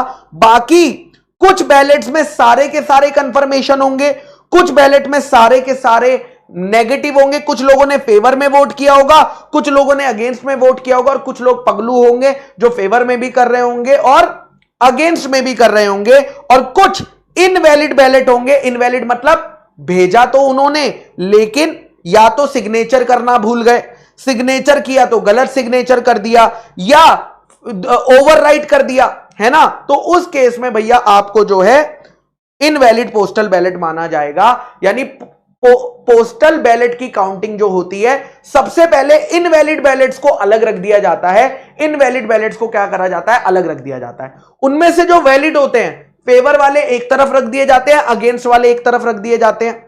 और जिस पेपर पे दोनों हैं, कुछ फेवर में है कुछ अगेंस्ट में है, तो वो भी कोई दिक्कत वाली बात नहीं है, उनको भी फिर काउंटिंग में ले लिया जाता है।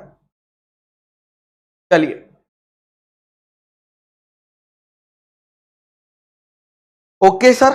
नेक्स्ट पॉइंट, अब हम लोग जा रहे हैं बेटा प्रोसीजर पे। मुझे लगता है आज सिर्फ इसका प्रोसीजर ही हो पाएगा, इससे ज्यादा तो मुझे नहीं लग रहा, क्योंकि प्रोसीजर बहुत बड़ा है पोस्टल बैलेट का। मैं आपको एक छोटा सा प्रोसीजर यहां पर बता देता हूं क्या होता है। एक स्क्रूटिनाइजर अपॉइंट किया जाता है। स्क्रूटिनाइजर को अपॉइंट बोल के हम सारे मेंबर्स को चिट्ठियां भेजते हैं। चिट्ठियां भेजने के बाद आज की तारीख में, पहले तो हम चिट्ठियां भेजते थे बट लॉ ने कहा अगर तुम चिट्ठी नहीं भेजना चाहते हो तो ईमेल भी भेज सकते हो। लेकिन जब यह कॉन्सेप्ट आया था तब यह कॉन्सेप्ट में सिर्फ और सिर्फ, ठीक है, चिट्ठियां भेजा करते थे। लेकिन आज की तारीख में क्योंकि over the period of time technology use करना ज्यादा हो गया है, तो आज की तारीख में आप चिट्ठी ना भेज के ईमेल भी भेज सकते हो। ईमेल भी भेज सकते हो उसकी रजिस्टर्ड ईमेल आईडी पर, मना नहीं है। बट जो कॉन्सेप्ट आया था वो चिट्ठियों पर आया था।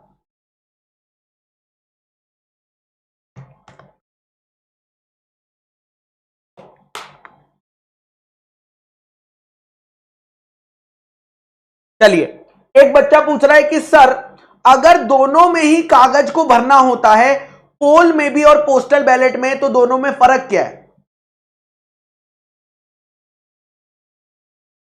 है भाई? अगर पोल में भी पेपर भरना है और पोस्टल बैलेट में भी पेपर भर के वोट देना है तो दोनों में फर्क क्या होता है? कोई बता सकता है दोनों में क्या फर्क होता है?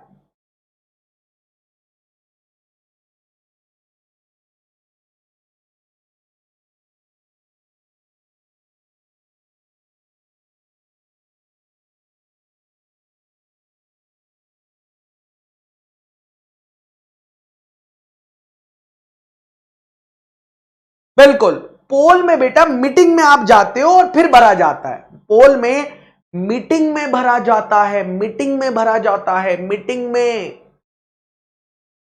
वहां पे आप बैठते हो, आप या आपका प्रॉक्सी बैठा होता है। पोस्टल बैलेट में जाना नहीं है, कोई मीटिंग नहीं हो रही, घर से ही भर दो। ठीक है, so this is the difference. Okay, चलिए ओके, स्टार्ट करते हैं। सबसे पहली लाइन सेक्शन 110 की, आहा मजा ही आ गया पढ़कर। Not with standing anything contained in this act.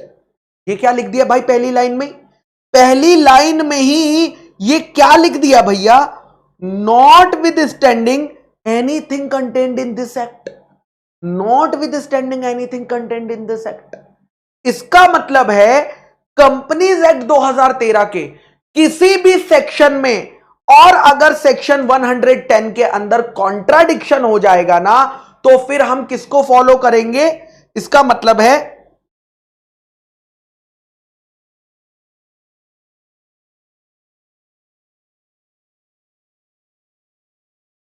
कि अगर कॉन्ट्राडिक्शन हो जाता है, if there is contradiction between other provision of Companies Act 2013 and section 110, then section 110 will override the entire Companies Act। हम किसकी बात मानेंगे? हम सेक्शन 110 की बात मानेंगे। और इस क्लॉज को लीगल लैंग्वेज में बोला जाता है, लीगल लैंग्वेज में बोला जाता है नॉन ऑब्स्टेंट क्लॉज। क्या बोला जाता है बेटा इसको? इस क्लॉज, जहां पर भी आपको नॉट विद स्टैंडिंग वर्ड मिलता है ना, उस क्लॉज को बोला जाता है नॉन ऑब्स्टेंटे क्लॉज। और यहां पर ये पूरे एक्ट को ओवरराइड पावर दे दी है, पूरे एक्ट को ओवरराइड करने की पावर यहां पर दे दी है। ठीक है, ओके सर। पहली चीज उन्होंने बताई कि पोस्टल बैलेट से कौन कौन से रेजोल्यूशन पास होंगे? बेटा सेंट्रल गवर्नमेंट ऑफिशियल गैजेट में जो भी नोटिफिकेशन देगा, वो सारे बिजनेस पोस्टल बैलेट से पास कराए जाएंगे। यानी यह बात कर रहा है उन 10 केसेस की जो मैंने अभी आपको मेमोरी टेक्निक देकर बताए हैं, उन 10 केसेस की। और सेकंड, अगर कंपनी चाहे तो किसी भी बिजनेस को पोस्टल बैलेट के थ्रू करा सकती है। लेकिन यहां पर आ गया आपका एमसीक्यू। यहां पर क्या आ गया बेटा? एमसीक्यू आ गया। सर क्या एमसीक्यू आ गया? ऑर्डिनरी बिजनेस को पोस्टल बैलेट के थ्रू नहीं कराया जा सकता। ऑर्डिनरी बिजनेस को पोस्टल बैलेट के थ्रू नहीं कराया जा सकता। ऑर्डिनरी बिजनेस क्या होते हैं यार? याद करो, एजीएम के वो चार बिजनेस, सेक्शन 102 एजीएम में होने वाले वो 4 बिजनेस ऑर्डिनरी बिजनेस कहलाते हैं, जिनमें एक्सप्लेनेटरी स्टेटमेंट नहीं लगती। वो लॉ कह रहा है इसके लिए तो तुम्हें मीटिंग बुलानी ही पड़ेगी, इसके लिए तो तुम्हें पोस्टल बैलेट नहीं, मिलकर ही डिस्कशन करना पड़ेगा। यहां पर कोई छूट नहीं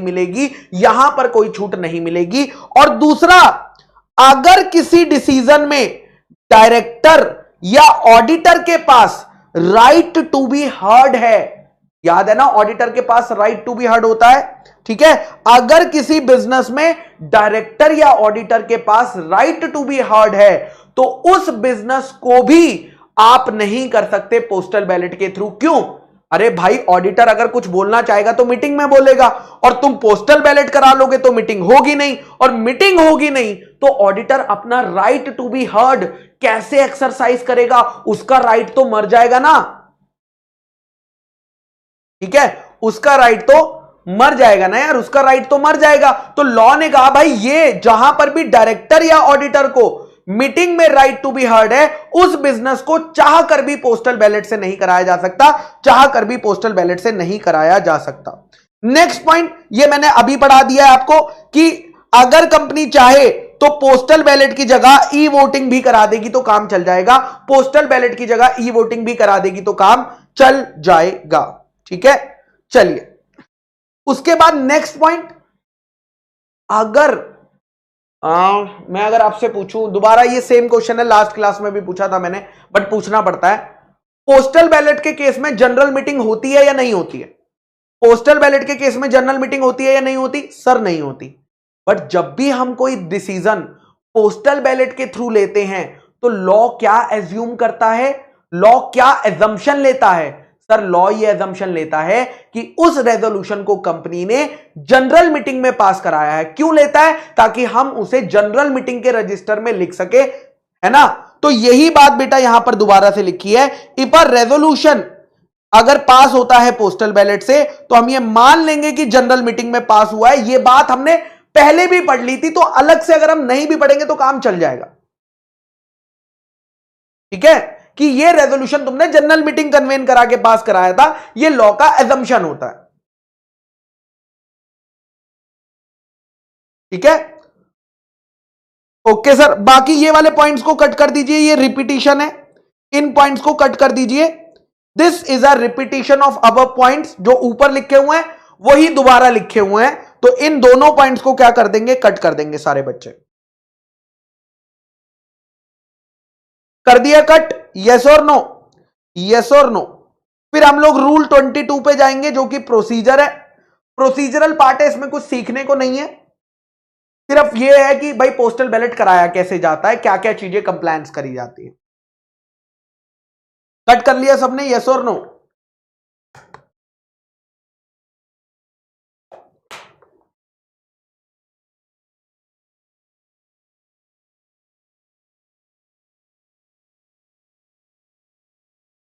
हाँ, विनय कह रहा है आप बोल दो, मैं तो पूरी बुक फाड़ के फेंक दूंगा।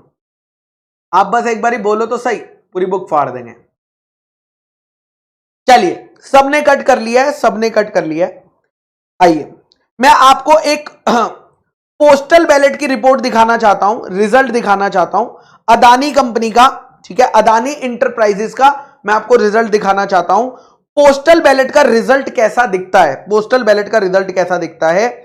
यहां पर देखो, इन्होंने एजीएम और ईजीएम की डेट के आगे क्या लिखा हुआ है, नॉट एप्लीकेबल लिखा हुआ है। एजीएम और ईजीएम की डेट के आगे क्या लिखा हुआ है, नॉट एप्लीकेबल लिखा हुआ है। क्यों लिखा हुआ है? अरे भैया क्योंकि ईजीएम हुई नहीं ना, एजीएम हुई नहीं, इसलिए नॉट एप्लीकेबल लिखा हुआ है। फिर पोस्टल बैलेट का नोटिस कौन सी तारीख को भेजा था, 23 फरवरी को भेजा था। उसके बाद इन्होंने क्या कहा, उसके बाद क्या हुआ, आगे चलते हैं, यहां पर बहुत सारा वो है। यहां पर फिर आ जाती है स्क्रूटिनाइजर की रिपोर्ट। यहां पर किसकी आ जाती है बेटा, स्क्रूटिनाइजर की रिपोर्ट, यानी पोल में भी स्क्रूटिनाइजर की रिपोर्ट बनती है और पोस्टल बैलेट में भी स्क्रूटिनाइजर की रिपोर्ट बनाई जाती है, क्योंकि स्क्रूटिनाइजर ही पोस्टल बैलेट की पूरी प्रोसीजर को देखता है। और यहां पर कौन स्क्रूटिनाइजर है बेटा, चिराग शाह एंड एसोसिएट्स, जो कि कंपनी सेक्रेटरी है अहमदाबाद के। ठीक है, 28 मार्च को चेयरमैन ऑफ मीटिंग के लिए इन्होंने बनाई है, और इन्होंने फाइनली डिसीजन बताया कि पोस्टल बैलेट में जो पोस्टल बैलेट्स आए थे, ठीक है, एक बारी मैं आपके लिए रीड कर रहा हूं, फिर मैं जाऊंगा। चलिए नेक्स्ट पॉइंट आता है, ध्यान से सुनना। पहला point first point, all postal ballot forms has been received. कह रहे कंपनी को सारे पोस्टल बैलेट फॉर्म आ चुके थे 27 मार्च के 6 बजे तक। कितने बजे तक आ गए थे, 27 मार्च के 6 बजे तक सारे आ गए थे, क्योंकि वो लास्ट डेट थी अपने फॉर्म को, यानी अपनी चिट्ठी को कंपनी के पास जमा कराने की। और इसको मेरी सेफ कस्टडी में रखा गया था, मेरे पास जितने भी फॉर्म आए उसमें मैंने एक रजिस्टर बनाया और उन रजिस्टर में इनकी क्या कर दी, एंट्री कर दी। कोई भी एनवेलप 27 मार्च की 6 बजे के बाद नहीं आया, क्योंकि अगर कोई भी एनवेलप टाइम के बाद आता है तो वो क्या होता है बेटा, इनवैलिड माना जाता है। क्या माना जाता है, इनवैलिड माना जाता है। साथ ही में कंपनी ने ना चिट्ठियां तो भेजी ही थी, साथ में ई वोटिंग का भी अलाउड कर दिया था।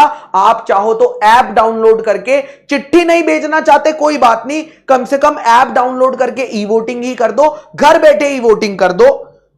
ये हमने दी इन्हें 26 फरवरी से 27 मार्च तक, और हमने अनलॉक करे जितने भी नोटिस आए थे। और फिर फाइनली कितने फॉर्म, देखो कितनी चिट्ठियां आई, देखोगे चिट्ठी कितनी आई बेटा? 18 चिट्ठियां आई, सिर्फ 18 चिट्ठियां आई, 18, और 270 लोगों ने ई वोटिंग करी।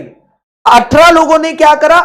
चिट्ठी भेजकर आंसर करा, और 270 लोगों ने क्या करा? ऐप डाउनलोड करके वोटिंग करी, ऐप डाउनलोड करके वोटिंग करी, जिनके पास इतने परसेंट शेयर थे, इतने परसेंट शेयर थे, और फाइनली क्या हुआ? फाइनली ये ऑर्डिनरी रेजोल्यूशन क्या हो गया? पास हो गया।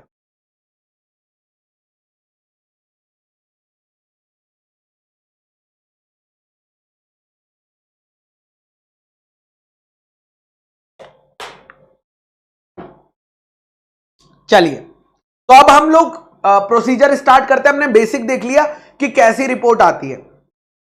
चलिए, नेक्स्ट पॉइंट आता है, सबसे पहला पॉइंट आता है मेरे बच्चा, अगर कंपनी पोस्टल बैलेट से करवा रही है कोई भी डिसीजन, तो कंपनी को भेजना पड़ेगा सारे शेयर होल्डर्स को नोटिस, कंपनी को भेजना पड़ेगा सारे शेयर होल्डर्स को notice, along with a draft resolution explaining the reason कि वो क्यों करवा रही है, कौन सा डिसीजन ले रही है और क्यों डिसीजन ले रही है। और इसमें सारे लोगों को या तो अपनी कंफर्मेशन देनी होगी या अपनी रिजेक्शन देनी होगी राइटिंग में। लेकिन आज की तारीख में जमाना बहुत आगे पहुंच चुका है। आप चाहो तो चिट्ठी की जगह इलेक्ट्रॉनिक मोड से भी करवा सकते हो, ठीक है। सर कितने दिन के अंदर चिट्ठी आ जानी चाहिए? सर कितने दिन के अंदर? बेटा नोटिस भेजने के 30 दिन के अंदर हमारे पास सामने वाले इंसान का क्या आ जाना चाहिए? रिप्लाई आ जाना चाहिए। अगर कोई भी इंसान 30 दिन के बाद अपनी चिट्ठी भेजेगा, अगर कंपनी को 30 दिन बाद चिट्ठी मिलेगी ना, तो वो चिट्ठी को हम काउंट नहीं करते, हैं, ठीक है, उस चिट्ठी को हम काउंट नहीं करते हैं। ओके सर, ये जो नोटिस भेजा जा रहा है मेंबर्स को, मुझे बताओ ये नोटिस मीटिंग का है या पोस्टल बैलेट का है? ये जो नोटिस यहां पर मेंशन है, ये मीटिंग के नोटिस की बात हो रही है या पोस्टल बैलेट के नोटिस की बात हो रही है? याद रखना, मीटिंग के नोटिस की बात नहीं हो रही, क्योंकि मीटिंग तो हो ही नहीं रही, ठीक है। Okay sir, got your point sir. ये पोस्टल बैलेट का कि भैया हम नोटिस भेजेंगे चिट्ठी में कि भैया ये है, और उसी में रिप्लाई होगा कि भैया वो भर के हमें वापस भेज देगा। चलिए, उसके बाद जो नोटिस है ना बेटा, या तो आप रजिस्टर्ड पोस्ट से भेज देना, स्पीड पोस्ट से भेज देना, कुरियर सर्विस से भेज देना, या उसकी ईमेल आईडी। देखा कितने एडवांस हो गए हैं। पहले यहां पर सिर्फ चिट्ठियां भेजी जाती थी, बट जब से जमाना बेटा आगे बढ़ा है, अब तुम बेटा ईमेल आईडी पर भी भेज सकते हो। तुम्हारा पैसा बच जाता है, कंपनी का, ठीक है। चलिए, ओके, नेक्स्ट पॉइंट आता है मेरे बच्चा, कोई भी एडवर्टाइजमेंट आपको, ये जो नोटिस भेजा है, इस नोटिस को एडवर्टाइजमेंट भी कराना पड़ेगा। कहां पर? बेटा कंपनीज एक्ट में कहीं भी एडवर्टाइजमेंट बोला होता है तो कहां कराते हैं? एक वर्नाकुलर लैंग्वेज न्यूज़पेपर में और एक इंग्लिश लैंग्वेज के न्यूज़पेपर में कराते हैं। और ये ऑप्शनल है या मैंडेटरी है? मैंडेटरी है। सारे मेंबर्स को नोटिस भी भेजो और एडवर्टाइजमेंट भी डलवाओ कि हमारा पोस्टल बैलेट है। सर अगर हमने नोटिस भेज दिया तो फिर एडवर्टाइजमेंट क्यों डलवा रहे हैं? फिर एडवर्टाइजमेंट की क्या जरूरत है अगर नोटिस भेज दिया तो? बेटा अगर नोटिस भेज दिया, हो सकता है ना कि चिट्ठी उस तक ना पहुंची हो। क्या ऐसा पॉसिबल है कि चिट्ठी उस तक ना पहुंची हो? हां सर, ऐसा पॉसिबल है ना। कोई बंदा हो सकता है नोटिस जाने के बाद ओनर बनाओ, तो उस केस में उसे पता तो चल जाएगा न्यूज़पेपर पढ़ के कि भैया अरे कंपनी ने पोस्टल बैलेट लिया है, मेरे पास चिट्ठी नहीं आई है, तो वो मांग सकता है, ठीक है। चलिए, तो यही बात यहां पर लिखी हुई है मेरे बच्चा। और इस नोटिस के अंदर या इस एडवर्टाइजमेंट के अंदर ये सारी बातें आपको लिखनी पड़ेंगी कि हम बिजनेस जो है वो पोस्टल बैलेट से करा रहे हैं, हमने इस दिन नोटिस भेज दिया था, इस दिन वोटिंग स्टार्ट हो जाएगी, इस दिन वोटिंग ऐड हो जाएगी। पोस्टल बैलेट अगर टाइम पर आ गए तो वैलिड माने जाएंगे और अगर टाइम पे नहीं आए तो इनवैलिड माने जाएंगे। ये सारी बातें हमें कहां लिखनी होंगी बेटा? बहुत सारी बातें हमें नोटिस में लिखनी होंगी, बहुत सारी बातें हमें नोटिस में लिखनी होंगी।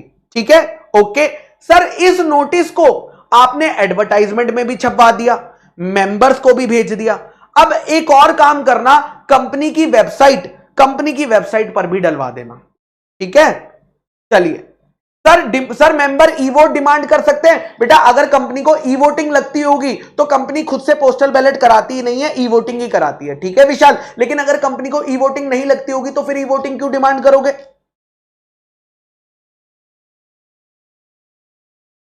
चलिए, तो the notice of the postal ballot shawl also be placed on the website of the company. आपको कंपनी की वेबसाइट पर कितने दिन में अपलोड करना है? कितने दिन में अपलोड करना है बेटा? इमीडिएटली। जिस दिन आपने मेंबर्स को नोटिस भेजा उसी दिन कंपनी की वेबसाइट पर अपलोड हो जाना चाहिए, उसी दिन कंपनी की वेबसाइट पर अपलोड हो जाना चाहिए। ठीक है, ओके सर। एंड ये नोटिस कब तक वेबसाइट पर लगा रहेगा बेटा? जब तक लास्ट डेट खत्म नहीं होती तब तक कंपनी की वेबसाइट पर यह नोटिस जो है पड़ा रहेगा। तब तक कंपनी की लास्ट डेट कौन सी? वोटिंग की लास्ट डेट जिस दिन खत्म होगी, यानी 30 दिन तक यह वेबसाइट पर अपलोड रहता है। Okay sir. उसके बाद पोस्टल बैलेट कराने के लिए चेयरमैन ऑफ द मीटिंग, यहां पर स्क्रूटिनाइजर कौन अपॉइंट करेगा? चेयरमैन ऑफ द मीटिंग करेगा क्या? पोल में तो स्क्रूटिनाइजर को चेयरमैन ऑफ द मीटिंग ने अपॉइंट किया था, पोस्टल बैलेट में स्क्रूटिनाइजर कौन अपॉइंट करेगा? सर यहां पर भी चेयरमैन ऑफ द मीटिंग से करा देते हैं। अगर पोल में चेयरमैन ऑफ द मीटिंग ने स्क्रूटिनाइजर अपॉइंट किया था तो यहां पर भी करा देना बेटा। यहां पर मीटिंग ही नहीं हो रही, मीटिंग नहीं हो रही तो मीटिंग का चेयरमैन ही नहीं है भाई। मीटिंग नहीं तो मीटिंग का चेयरमैन नहीं तो कैसे करेगा वो अपॉइंट? तो यहां पर बेटा कंपनी के बोर्ड ऑफ डायरेक्टर एक स्क्रूटिनाइजर, ओहो कितने स्क्रूटिनाइजर, आहा कितने स्क्रूटिनाइजर? पोल में लिखा था सफिशिएंट नंबर ऑफ स्क्रूटिनाइजर। पोल में क्या लिखा था? Sufficient number of scrutiniser. But यहां पर क्या लिख दिया? One scrutiniser. तो ये याद रखना, पोल में था सफिशिएंट नंबर और यहां पर है वन नंबर। क्या वो कंपनी का एम्प्लॉय हो सकता है? The answer is no. Scrutinizer company का एम्प्लॉय नहीं हो सकता है। ठीक है, स्क्रूटिनाइजर कंपनी का एम्प्लॉय नहीं हो सकता है। अमन गोयल कह रहा है आज की क्लास ऊपर से जा रही है। बेटा आज की क्लास बिल्कुल टेक्निकल ही नहीं है। मजे की बात देखो, क्लास आज की टेक्निकल नहीं है, सिर्फ प्रोसीजर लिखा हुआ है कि अगर वोटिंग करनी है तो उसका कंपनी की साइड से क्या प्रोसीजर है, बस प्रोसीजर लिखा हुआ कि नोटिस भेज देना, न्यूज़पेपर में छाप देना, वेबसाइट पे डाल देना, कुछ भी टेक्निकल नहीं है। सर न्यूज़पेपर में डाल देना, आज की क्लास कितनी टेक्निकल है सर।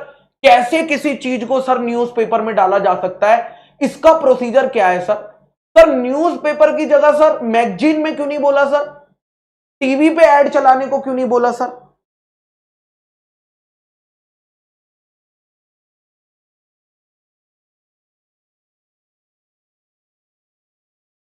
हर्ष बेटा नॉर्मली स्क्रूटिनाइजर जो होता है वो सीएस इन प्रैक्टिस या सीए इन प्रैक्टिस या एडवोकेट या कॉस्ट अकाउंटेंट इन प्रैक्टिस को लिया जाता है।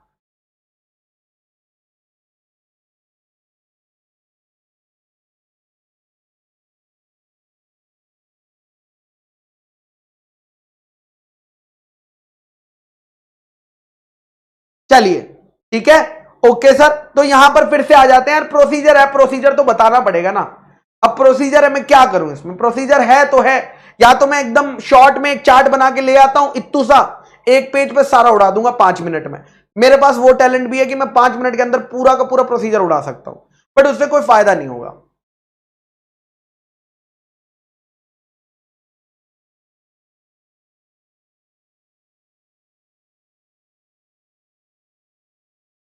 ठीक है, तो यहां पर थोड़ा सा है यार, प्रोसीजर है, मतलब इसमें कुछ है नहीं। न्यूज़पेपर भेज दो, नोटिस डाल दो, वेबसाइट पे डाल दो, क्या कर सकते हैं, तो है प्रोसीजर। चलिए ठीक है।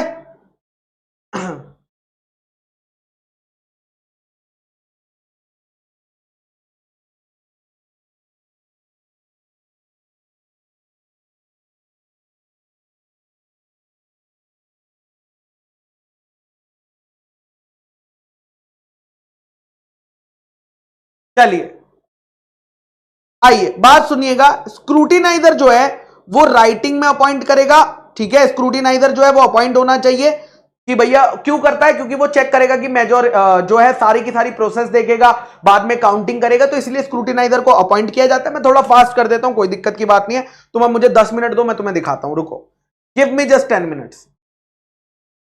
चलिए give me 10 minutes, I will show you. देखो पोस्टल बैलेट जो है वापस आएंगे शेयर होल्डर से, उन्हें सेफ कस्टडी में रखा जाएगा स्क्रूटिनाइजर की, जिसमें या तो एसेंट लिखी होगी या डिसेंट लिखी होगी पोस्टल बैलेट की, एंड नो पर्सन, कोई भी पर्सन जो है वो डिफेस नहीं कर पाएगा, डिक्लेयर कर पाएगा शेयर होल्डर की आइडेंटिटी को। स्क्रूटिनाइजर जो है ना वो अपनी सबमिट करेगा रिपोर्ट को कितने दिन के अंदर, 7 दिन के अंदर सबमिट करेगा। 7 दिन के अंदर सबमिट करेगा मतलब क्या, 7 दिन के अंदर आपको एमसीक्यू में याद रखना है कि स्क्रूटिनाइजर जो है वो 7 दिन के अंदर सबमिट करने वाला है। ओके सर, स्क्रूटिनाइजर सबमिट करेगा, मेंटेन करेगा रजिस्टर को, या तो मैनुअल रजिस्टर मेंटेन करेगा या तो इलेक्ट्रॉनिक रजिस्टर मेंटेन करेगा, जिसमें क्या लिखा होगा, या तो कंफर्मेशन लिखी होगी या रिजेक्शन लिखा होगा, या तो एसेंट लिखी होगी या डिसेंट लिखी होने वाली होंगी, जिसमें कि नाम लिखा होगा, क्लाइंट आईडी लिखी होगी मेंबर्स की, शेयर होल्डर लिखे होंगे, नंबर ऑफ शेयर्स लिखा होगा, फेस वैल्यू लिखी होगी, वोटिंग राइट्स लिखा होगा। ओके सर, पोस्टल बैलेट की अगर मैं बात करता हूं तो पोस्टल बैलेट और सारे पेपर्स बेटा किसकी कस्टडी में रहने वाले हैं, स्क्रूटिनाइजर की सेफ कस्टडी में रहेंगे। कब तक स्क्रूटिनाइजर की सेफ कस्टडी में रहेंगे, जब तक चेयरमैन जो है उसके मिनट्स को साइन नहीं कर देता, तब तक वो किसकी कस्टडी में रहने वाले हैं मेरे बच्चा, तब तक वो रहने वाले हैं किसकी कस्टडी में, स्क्रूटिनाइजर की कस्टडी में रहने वाले हैं। उसके बाद एसेंट और डिसेंट, ध्यान से सुनना, अगर 30 दिन के बाद कोई भी मेंबर अपनी नोटिस भेजता है, चिट्ठी भेजता है, तो उसको काउंट नहीं किया जाता। हम ये मानेंगे कि उसने चिट्ठी भेजी ही नहीं है, हम ये मानेंगे कि उसने चिट्ठी नहीं भेजी है। जो फाइनल रिजल्ट आएगा कंपनी उसे अपनी वेबसाइट पर अपलोड करती है। कंपनी उसे क्या करती है मेरे बच्चा, अपनी वेबसाइट पर अपलोड करती है, ठीक है। और ये आप चाहो तो अगर ई वोटिंग करवा रहे हो तो ई वोटिंग का रूल लग जाएगा। बस यहां पर हमारा बेटा पोस्टल बैलेट का जो सेशन है वो होता है खत्म, ठीक है। बाकी के सारे क्वेश्चन आपके क्या रहेंगे, होमवर्क में रहेंगे। कल अब हम लोग मिलने वाले हैं, ठीक है। चलिए कल मिलेंगे हम लोग, बाकी के सेशन अब मैं कल कराऊंगा।